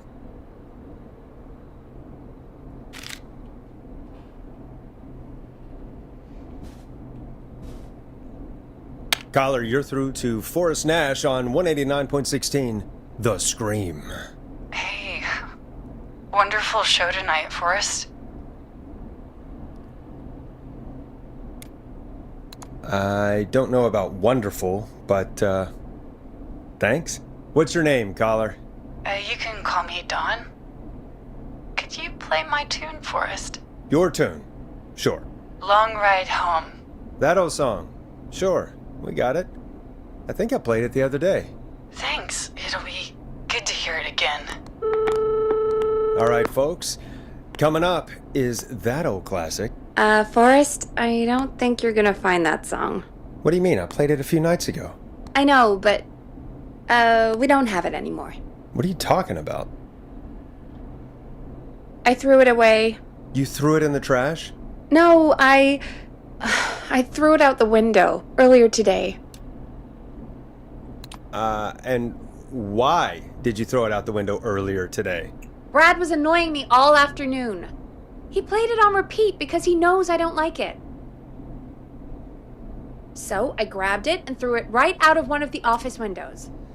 Not my finest hour, but I can only take so much. All right. So, what do we do instead then? Let's just play a different song. We've got more important things to think about anyway. Gotcha. Okay, folks. Here comes some unrequested music. Sorry about that, Dawn. Maybe try again tomorrow night. Sorry.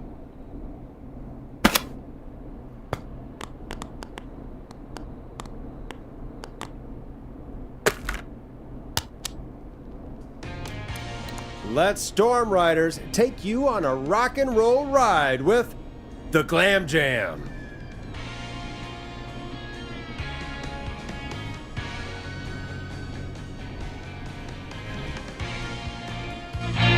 Of all the songs to request, why'd it have to be that one? Gee, Peggy, what did the barn finds ever do to you? Wrote that song, for one. It gets real old when you're forced to listen to it on repeat for years. Why couldn't they just request Roddy? Oh, Forrest, scrap the song. We have another caller. Sorry to cut the music short, folks. Callers take priority tonight. Welcome to 189.16, The Scream. This is Forrest Nat. Forrest? Oh, thank God. It's me again. Murphy. Hey, how'd it go, Mr. Dojo? Oh, the killer got me, man.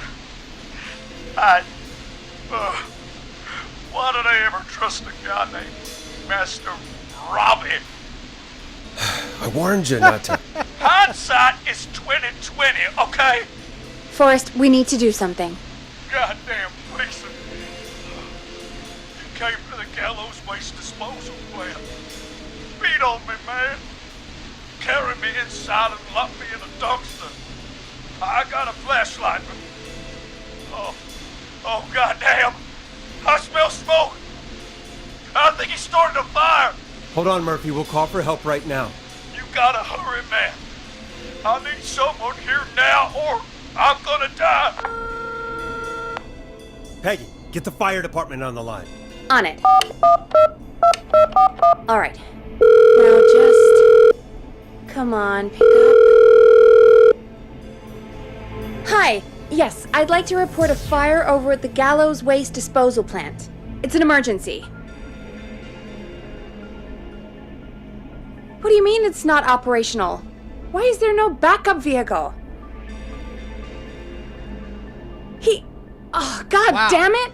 Forrest, that evil son of a bitch slashed the tires on the town's only fire engine. They can't do anything. Wow. But I have a few friends who live nearby. Maybe one of them can save Murphy. Where do they live? My friend Alex lives on the corner of Haddonfield and Romero Street, and Catherine lives on the west end of Myers Lane. And there's Jericho on the east end of Myers Lane. But he's old. Really old. Okay, I'll check the map, see who would be best to do this. God.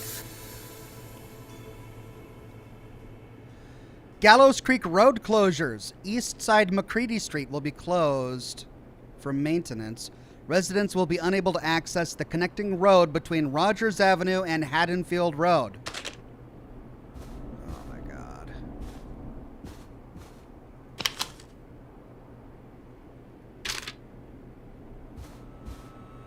Today's the 3rd.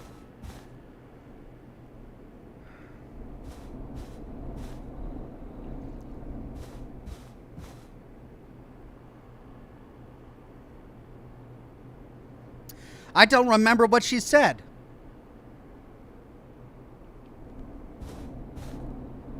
All right, Forrest, who should I call? Who can help Murphy?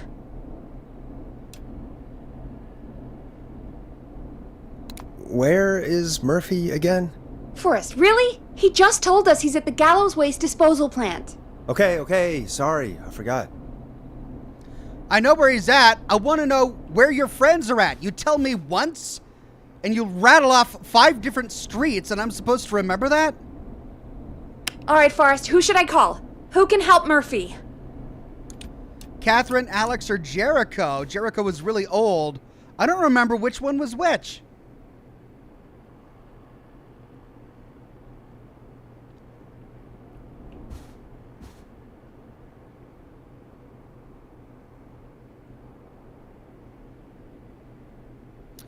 The connecting road between Rogers and Haddonfield. Where's Rogers?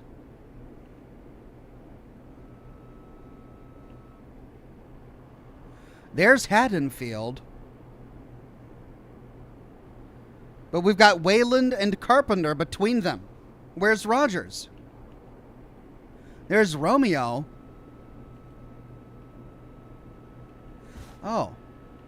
Oh, here we go. My God. Alex lives on the corner of Haddonfield Road, right next to Romeo Street. Okay. Catherine lives on the west end of Myers Lane. Myers Lane. The west end? Okay. Old man Jericho lives at the east end of Myers Lane. Right. Oh, right there.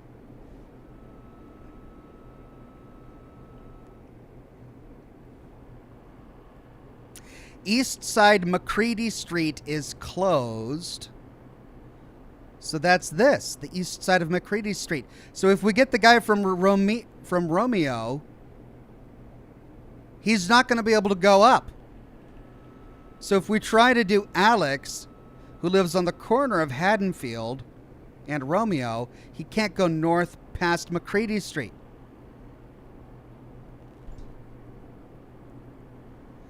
Where's Rogers Avenue? Carpenter, Wayland, Haddonfield. Where's Rogers Avenue? Right, well, ultimately it doesn't matter. I think we've got a choice between the old man who lives there and the younger woman who lives there. Which one is going to get to the waste disposal site first? I'm guessing the younger woman, Catherine. Call Catherine. All right, give me a second.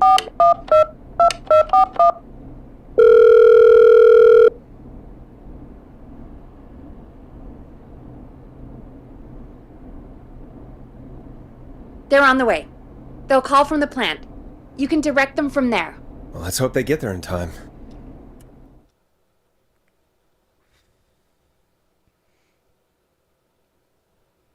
Call coming in. It's Catherine. She and Murphy are now both on the line. Hello, Catherine, are you there? What's happening at the plant? The whole damn thing is up in smoke. God damn it. I'm going in. Oh, my reception is terrible in here. God, my eyes sting.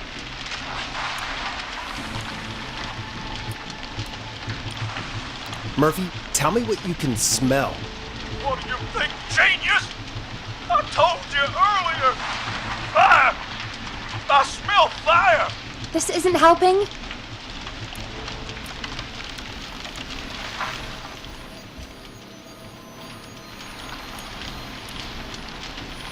Go to waste disposal. Got it. Okay, I'm here. Oh, Forrest. Can't be right. It's coming down. I gotta go. Forrest. Listen.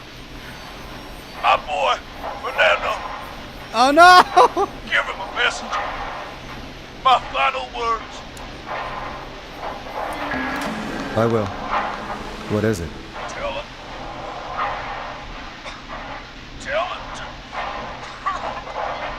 him to study Kung Fu from a real master. And kick Master Robbie's ass! Oh, God, Murphy. Poor Fernando is gonna be crushed. Yeah, Fernando will be crushed. Just like his dad. Poor kid. Forrest, I wasn't trying to set you up for a punchline. No, I know. Ugh. Murphy, I promise we will stop this. For you and for Fernando. Peggy, it's going to be all right. Forrest, we have another caller. Let's not waste time. I don't know what I did wrong. Like, how was he's at the gallows waste disposal. One of the options was waste disposal. We have a call waiting. To waste disposal. And that's not it. I asked him what he smelled, and he said he couldn't smell anything. How was that? Like, what? Was that just luck? There were 3 options. Recycling, waste disposal, and one other option. I forget now. But how... What clues were they to give me to help me choose the right option there?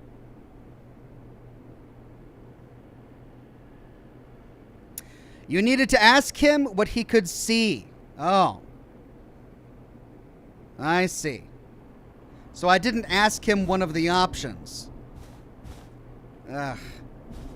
Well, I think I'm making mistakes because it's getting late and I'm getting tired. So I think we're going to go ahead and save the game.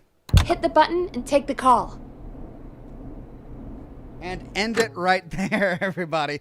I saved 2. I killed 2. See? Average? Is that average? You're bad at saving people, Ox, says Cloud Biggs. Not bad. I did good for, a couple hours. And then I did bad.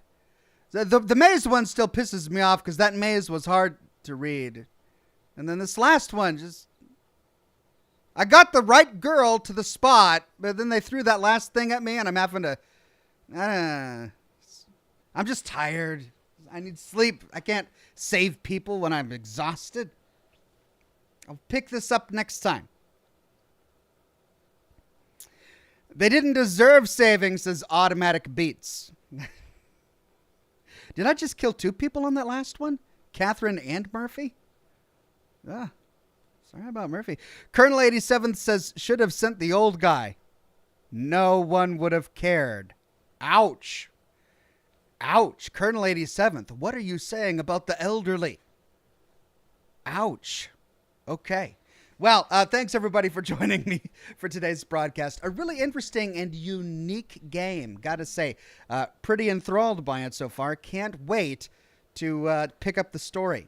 But no more time. I'm going to head to bed so I can finish my lore video for the weekend. That's the plan. Going to be covering some Creation Club content. Have a wonderful rest of your Thursday. And I'll see you all again very soon with more lore videos and more live streams. Bye-bye now.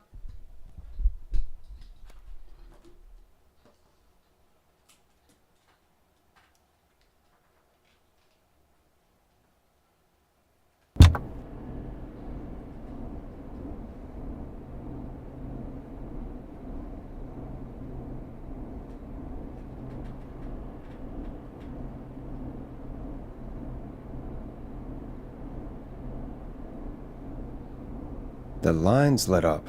I need to take the call.